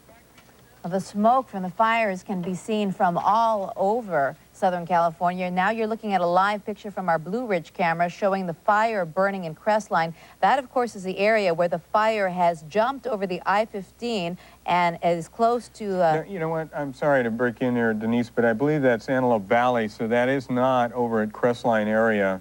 That it would be more like Simi Valley, that sort of area. So we're looking at the Valverde and the Simi incident. Actually, you know, we just have a correction. We are pointing our camera toward the Crestline fire. From Antelope Valley, all right. From Antelope Valley. This is the Simi Valley area. We're looking at this from our Burbank camera.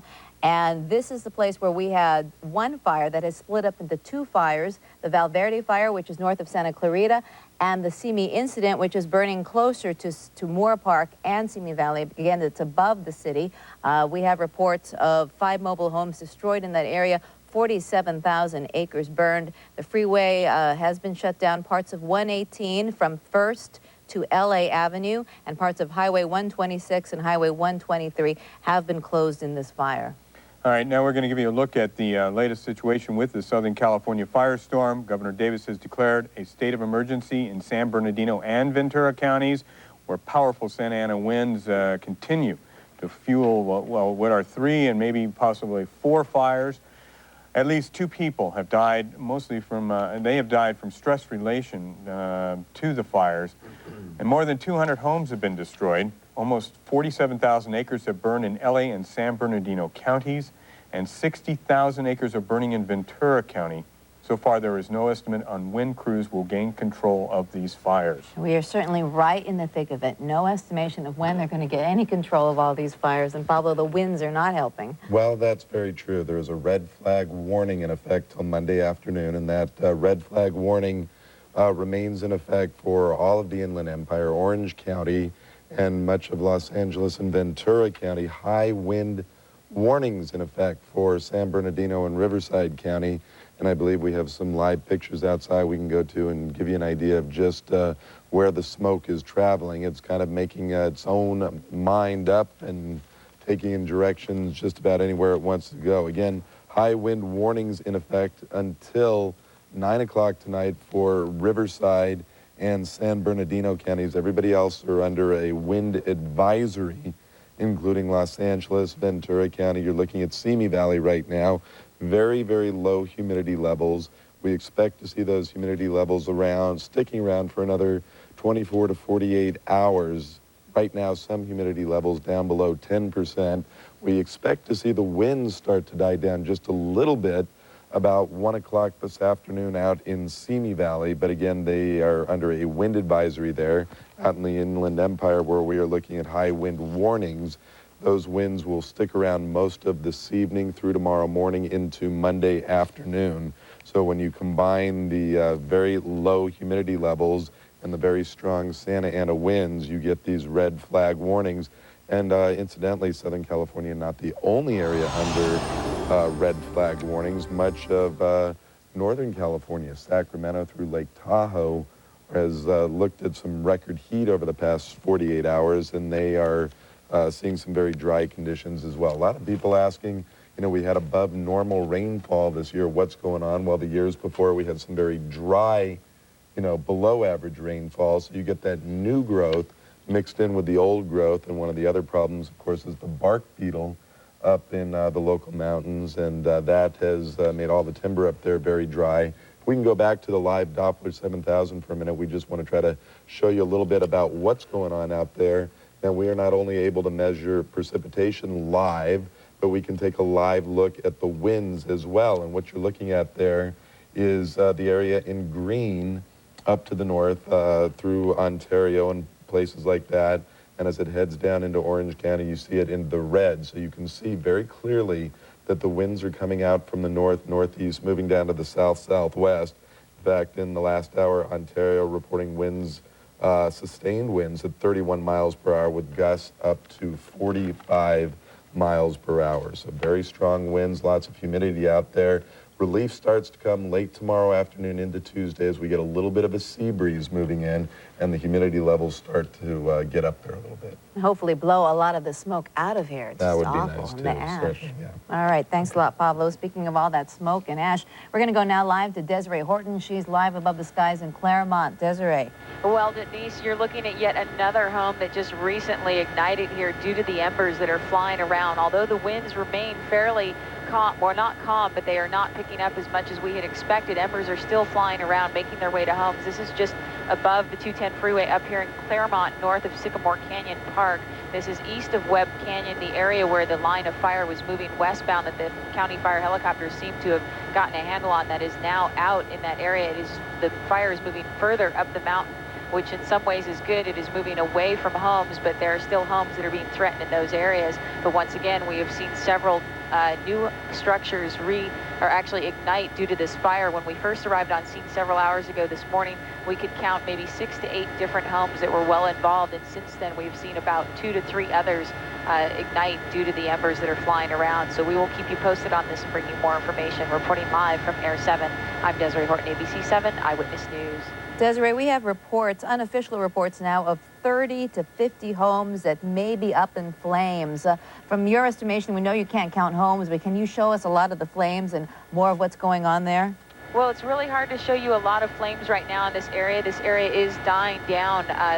Once in a while, an ember will catch a home on fire, but so far, we haven't seen any new structures ignite recently in the past moments, but we do not have a lot of flames to show you. That is good news. It appears as if the fire is dying down in this area, so we really can't show you too much. The fire is further up the mountain where the smoke is. It is really hard to see that further up.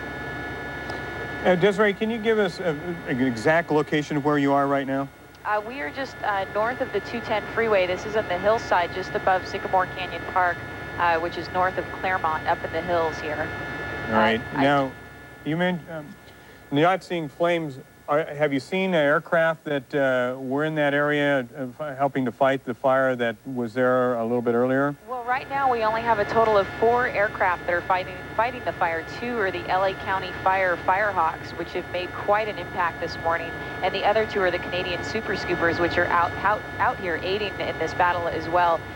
We've heard that U.S. Forest Service will not be flying out here today due to the winds and the low visibility, as well as we spoke to one of the Southern California Edison pilots, and they are unable to come out here and do their power line patrol to check the area due to the winds. They are remaining grounded. So for now, it is just 2 LA County fire helicopters and the 2 Super Scoopers aiding in this battle. Firehawks, those are the helicopters, and quite interesting. Those particular helicopters can carry as much water, if not more, than the Super Scoopers in their firefight.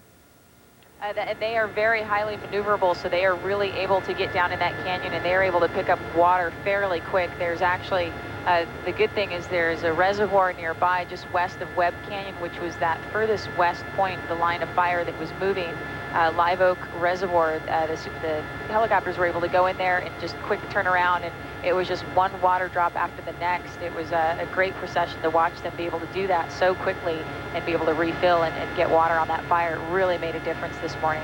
All right, thank you. That's Desiree Horton reporting live from Air 7, doing her best to give us a bird's eye look of through the smoke and everything that's going on from the sky. But we're going to go to the ground now to Brian Jenkins, who is live right in one of the neighborhoods in Claremont. Brian? Well, unfortunately, we've seen what happened to this house. It started out a 2-story house. Now there's virtually nothing left. Firefighters have had this kind of scene. Some 30 to 50 homes estimated in the Claremont area that have literally been reduced to ashes. Firefighters, however, have been trying to do their most to salvage things inside of the homes. And Kevin, if you could take a little pan here, we'll show you what they were able to get. The folks that living in this house, it was probably about a 4 or 5 bedroom. This is the extent of the stuff they were able to get out. A few paintings, some chairs and tables. One of the firefighters told me it was so hot, and one of the at one point one of the walls collapsed, and they said it's time to go. They left. Now the bigger picture, we're talking about some 35,000 acres in this area. Many of the residents are still at the bottom of the hill. They don't know whether their homes have survived or whether their homes are among those that have been destroyed. Firefighters are keeping them down by the 210 freeway because, again, there is still a lot of floating ember in the air. Although the wind has died, they are getting a break, and we'll have to wait and see if the wind picks up and whether or not firefighters are able to get a full handle on this blaze. Reporting live here in Claremont, Brian Jenkins, ABC 7 Eyewitness News. Back to you. All right, Brian, thank you very much. And the old Waterman fire has been one of the most destructive and devastating of the fires, much like Claremont. And right now we have Wendy Birch. She is live there. And tell us about what's going on, Wendy. Well, Rick, I mean, the pictures really speak 1,000 words here. Some 200 homes have been destroyed. I'm standing in front of just one of them. A whole block of houses here have gone down in flames. And really, one of the problems we're having in this neighborhood right now are the sightseers. We've guys basically got a war zone with a whole lot of people that want to come and see for themselves what's going on. And the problem is we now have traffic congestion all throughout this area, which is making it very difficult for these fire trucks to get where they need to go. As you can tell, they can't be moving more than, 3 or 4 miles an hour down this street. And the guys definitely have an important job to do. However, there is an enormous amount of congestion throughout this area. Now, we spoke earlier and we spoke throughout the morning about the randomness of this fire. Where I'm standing right now, I'm in a row of 7 houses that have been completely destroyed. But right across the street, as you can see right now, that house not even touched. Again, some 200 homes have been destroyed. We are told now that as this fire has merged with the other fire, the Grand Prix fire, some 50,000 acres have burned. We're going to stay on this all morning long. We're going to go up on the fire lines within the next hour and bring you updated information.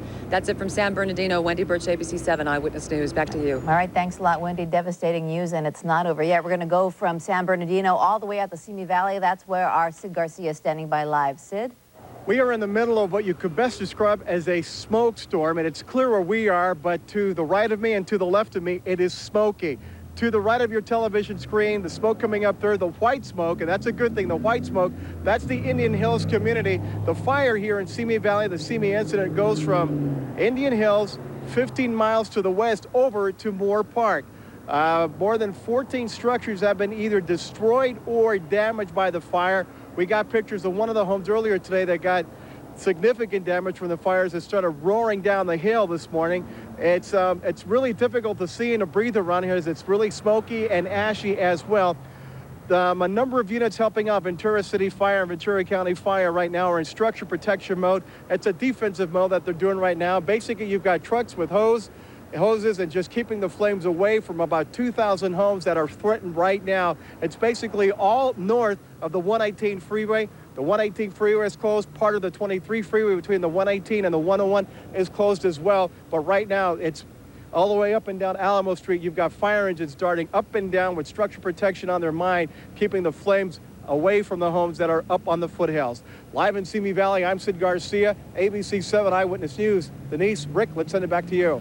All right, Sid, thank you very much for that live report. We're going to go now to a live picture from Air 7 over the Claremont area as our live team coverage of the Southern California wildfires continue.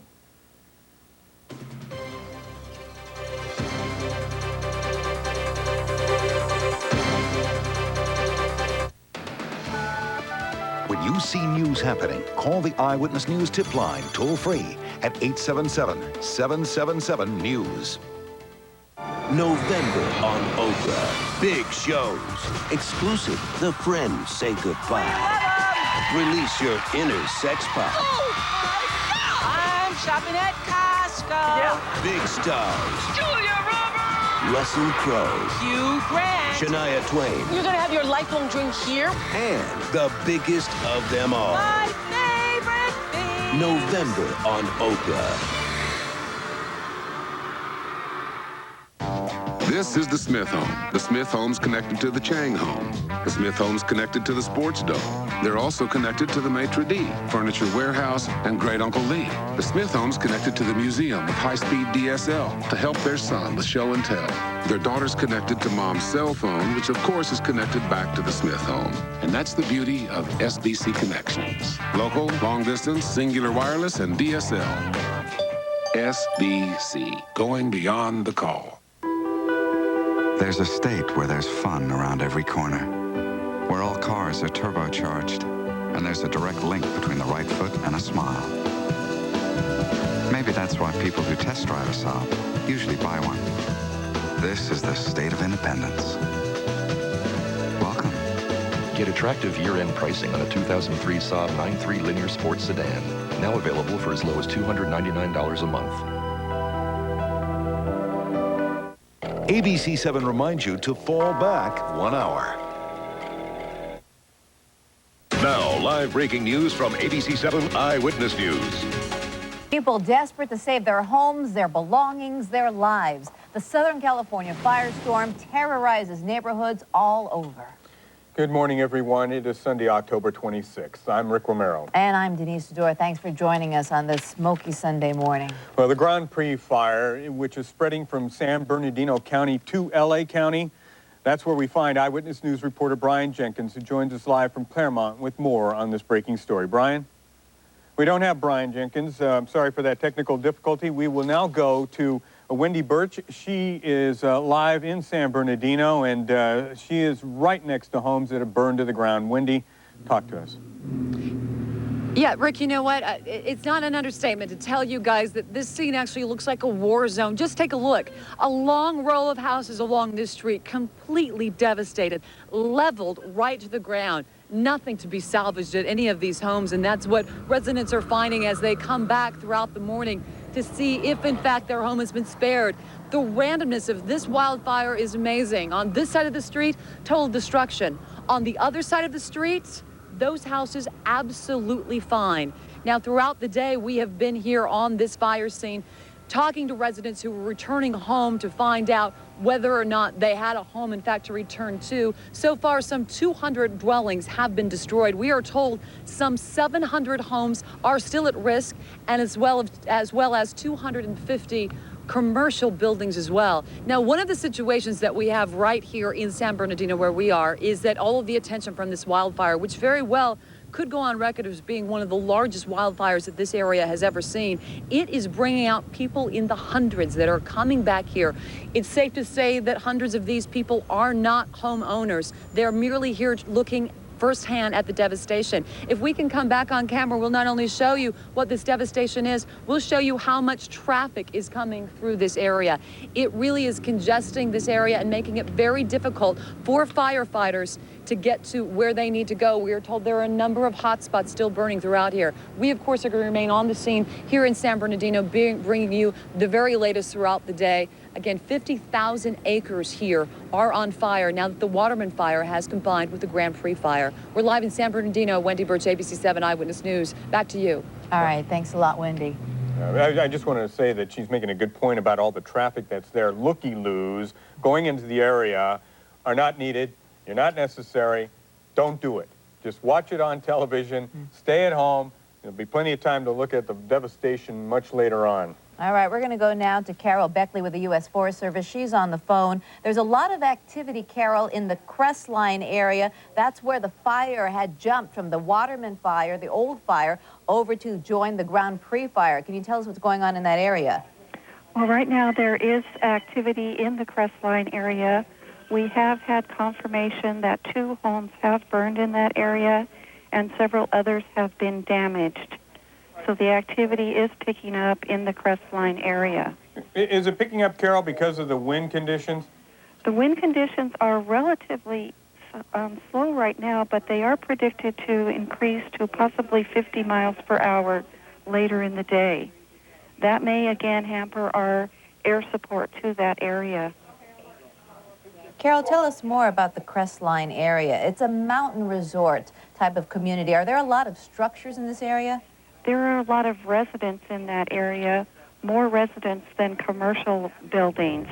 It is basically a small community with lots of people that have both recreation residents as well as permanent homes. And Carol, Crestline is not too far from Lake Arrowhead, which I think a lot of the LA area knows about. Is the fire approaching Lake Arrowhead at all? Lake Arrowhead is under mandatory evacuation at this point in time. It appears that it's not a direct threat, but within the next 24 hours, that may be a determination. How are you fighting this fire there right now, Carol? Are you using air support at all? No, we are not. Basically, it's engines, water tenders, hand crews, and bulldozers.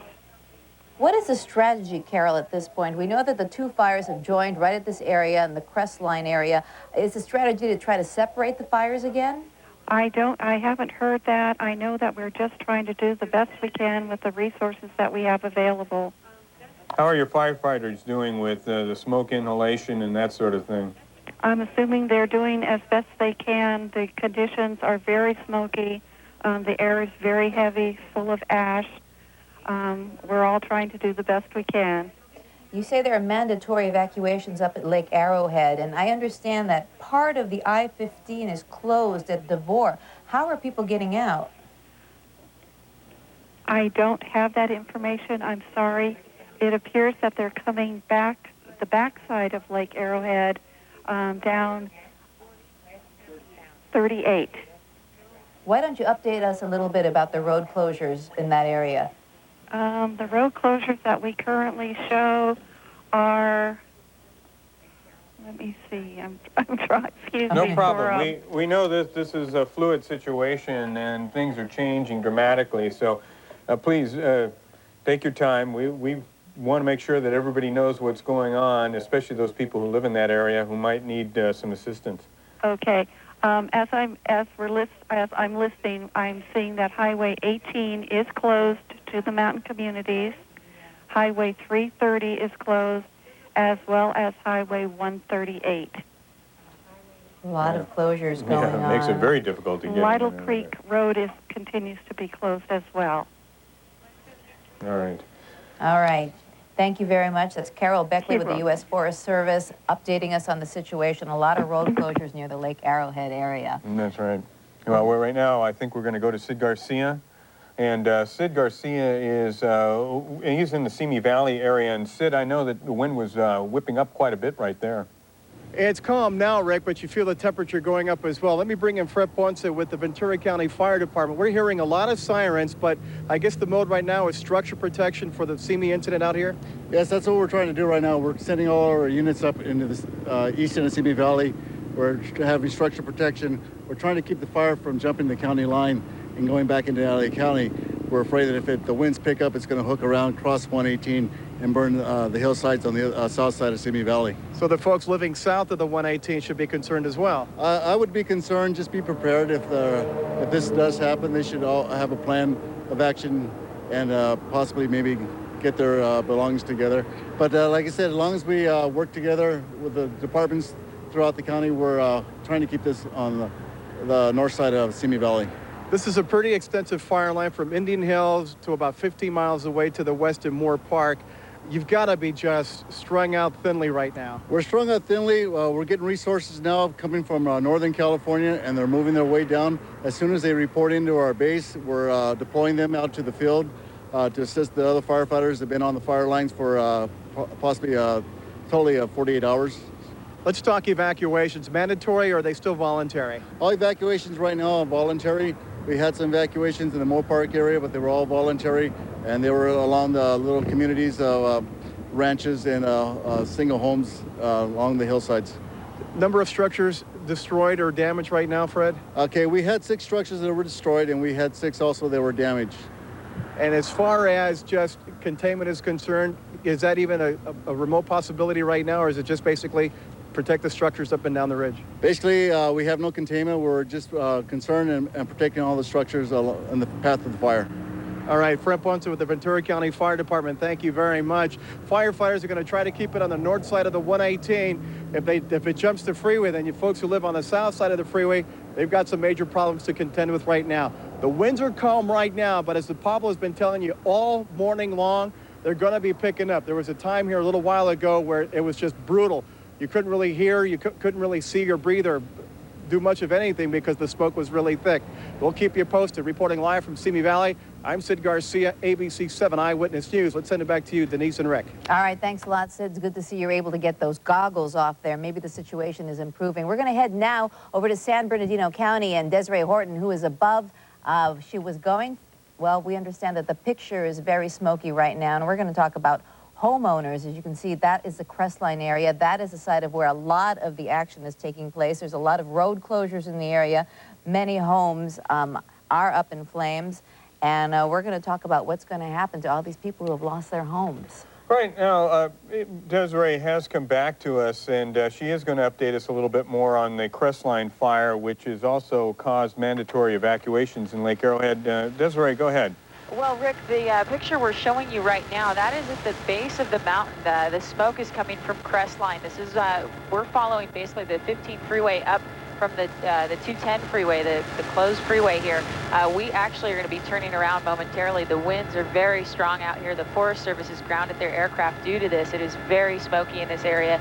Visibility south of there and to the east, once you get up closer to the mountain, is virtually impossible to fly through. This is about the clearest picture we are able to show you, but basically you could just see all the smoke. It is just filling the entire San Bernardino County area, and the winds are definitely a lot stronger out here than they are in the Claremont or Verne area, so that is not good news for this area. The winds have picked up and it is very turbulent out here. We'll keep you updated. Reporting live from Air 7, I'm Desiree Horton, ABC 7 Eyewitness News. All right, thanks a lot, Desiree. That she's showing us the Crestline area. That is the area where the Grand Prix and the Old Fire have merged. That is the hot spot where it's burning right now. Mountain resort community, a lot of homes, a lot of people living up in that area. And we're giving you now a live picture of Verne, and there are just so many fires in so many locations. But I have noticed that the winds haven't been as strong in most of the areas, which seem to give them some assistance. So, but we're going to take a short break. It is 9/11. We'll be right back after this.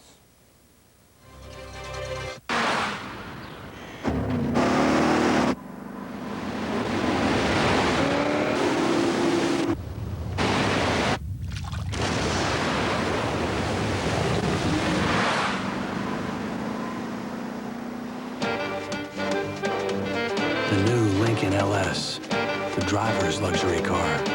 Get an LS for $27,495 after incentives or 0% financing for 60 months. See your California Lincoln Mercury dealer today. Your home, your ideas, and the freedom to express them. At Lowe's, we make it easy. Lowe's decorative hardware selection has everything from Art Deco to modern to traditional. And Lowe's Hardware Help Desk has experts to help you cut, size, and customize. And at Lowe's, we have low prices every day, guaranteed. That's our promise. Lowe's, improving home improvement. Buy a Kidda Combo Smoke and Carbon Monoxide Voice Alarm. Get a $5 gift card free. In California, there are over 10,000 detectable seismic incidents every year. We apologize.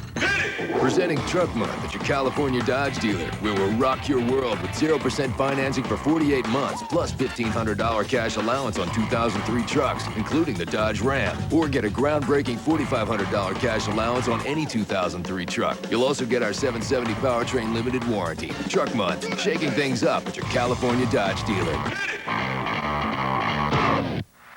The finest in high-end home decor is most artfully displayed in the upscale boutiques. It's also at the Marshall's Home Event, just a lot more of it, at incredible savings. The Marshall's Home Event, going on right now. This ABC 7 Eyewitness Newscast is brought to you in part by Saab. There's a state where there's fun around every corner, where all cars are turbocharged, and there's a direct link between the right foot and a smile. Maybe that's why people who test drive a Saab usually buy one. This is the state of independence. Welcome. Get attractive year-end pricing on a 2003 Saab 9.3 linear sports sedan. Now available for as low as $299 a month. The best Halloween candy for kids. A Parent's Guide, Monday morning. As we've been showing you, fire is displacing too many Southern California residents from their home. They're being forced to go to nearby shelters in their neighborhoods. Let's join Eyewitness News reporter Leo Stallworth at just such a facility in Verne. Good morning, Leo. Good morning. We thought we ought to show you this first. This is definitely within earshot of homes. We are in the Laverne Oaks community of unincorporated LA County, which is near the city of Laverne. We're on the mass cam now. You can see how intense the flames are burning, and you can see the huge plumes of smoke billowing in the air. We are with Fire Captain Jeff Peterson, and you have been in this area battling this blaze all morning long, trying to keep this fire from getting to these homes. And in this community, there is a voluntary evacuation. Some 1,300 residents in the city of Laverne asked to evacuate their homes. 400 or 500 of those mandatory, the others voluntary. How serious is what we're looking at? How serious is this? Well, it's serious anytime you get near a home, but this is part of a firing operation. They're trying to clean up some areas. County fire, hand crews, and camp crews are in here doing that, along with superintendents. Now, the actual fire, it's what, about 200 yards away right now or so? Yes, it is. Uh-huh. And how much of a threat is it to these homes? Are these folks still in a serious situation here? It's very serious. The wind's been cooperating this morning, but we've had sudden wind changes all through the night, and that could happen at any time, so we're hoping that doesn't take place. We know that in neighboring Claremont, about 50 homes burned or so, could be even more. In the city of Laverne, so far, no homes have been burned, and that fire is getting closer and closer. I can even actually feel the heat from that, sir. No homes so far burned in the city of Laverne. How likely is that to last? I mean, well, we're going to do everything we can. We have our personnel. We've been out all night since about 11:30. We've stationed all along this border here with the county, and we're kind of expecting this. We're going to do everything we can to protect it. We're trying to fire out some areas right now to clean and give some protection around the homes. And what, you got at least a couple of dozen firefighters on hand here in this area battling this fire? That's correct. Uh-huh. And you're going to be fighting this thing, I guess, throughout the night until you get it under control? We're going to be here until this thing is overhauled, mopped up, and finished. It would probably be 3 or 4 days from now. Boy, how much contained is this fire thus far? I wouldn't say it's contained at all at this point. We're making some progress on it, but I wouldn't say anything about containment. That would be something that have to come from the incident command post out in Rancho. Now, voluntary evacuation in this particular area right now, but how soon could that turn into a mandatory evacuation? Because it looks like this fire is still pretty serious, and these folks need to be extremely concerned. Well, we are going to be concerned for them. We're doing things to make sure that they're going to be out here on time. Right now, it's part of a planned operation. It does look rather close, but it's part of a planned operation at this point. And I guess a lot of the folks who have evacuated are staying over at the Laverne High School and a couple of other spots in this area. That's correct, Leo. What advice would you give residents who have obviously stuck around? Would you tell them to leave? What would you tell them, some of the residents in this area? Well, we always advise that. We always advise when we make an evacuation call or notice, we want you to get out. There's nothing more important in your life, and your property can be replaced. We want you to lock your place up and Thank you so much, sir. Back to you guys in the studio. You can see how intensely this fire is burning here. Incredible pictures there, Leo. Thank you very much for that live report from Laverne. And of course, the gentleman was talking about replacement of some of the structure, some of the personal belongings. That may come as a result of your insurance. That is, if you have homeowners insurance. Right now, we are joined by John Garamendi. He is the insurance commissioner for the state of California. John is live in our newsroom. Can you hear me, John? Yes, I can. All right, John, we're going to stay on a live picture here for a moment here, and your picture will join it. The first thing is, what do people do about getting their replacement coverage in effect, and how quickly can they get support from some of the government services? Well, the very first thing is what the fire captain said just a moment ago, and that's personal safety. Everything can be replaced except your life or your family's life, and even your pet animals. So that's the first and foremost thing. But in areas where it is a fire danger area, people should prepare. They should get ready. They should prepare their documents, collect the most important documents in your house, including your homeowner's insurance and any other very important things that you have to take. If you have the time, take photos of the interior of the house, the exterior, so you can document what might be there. And even if you have more time, you can certainly make up a list of your personal belongings that you cannot take with you. If you have had fire damage or your home is destroyed, 2 calls you should make. First, to your insurance company, tell them what's going on. They'll be there immediately. And secondly, if there's any further questions, they should phone our hotline, which will be open at 8 o'clock tomorrow morning. And that's 1-800-927-HELP. So it's a matter of getting prepared. If you've had damage, then you have to take certain steps. For most of these people, they do have homeowners insurance. That will cover their contents to some extent, as well as to the replacement of their home. And also, they will be able to have some amount of money for when they have to live in a hotel or in some other residence, an apartment, while their home is being replaced. Right, John, that's good advice for the folks who have time to prepare, but what about the folks who had to leave their homes and everything's burned down? Well, for those people, they're probably at a relative's or a friend's home, or perhaps in one of the shelters. Tomorrow morning and Tuesday, we have a team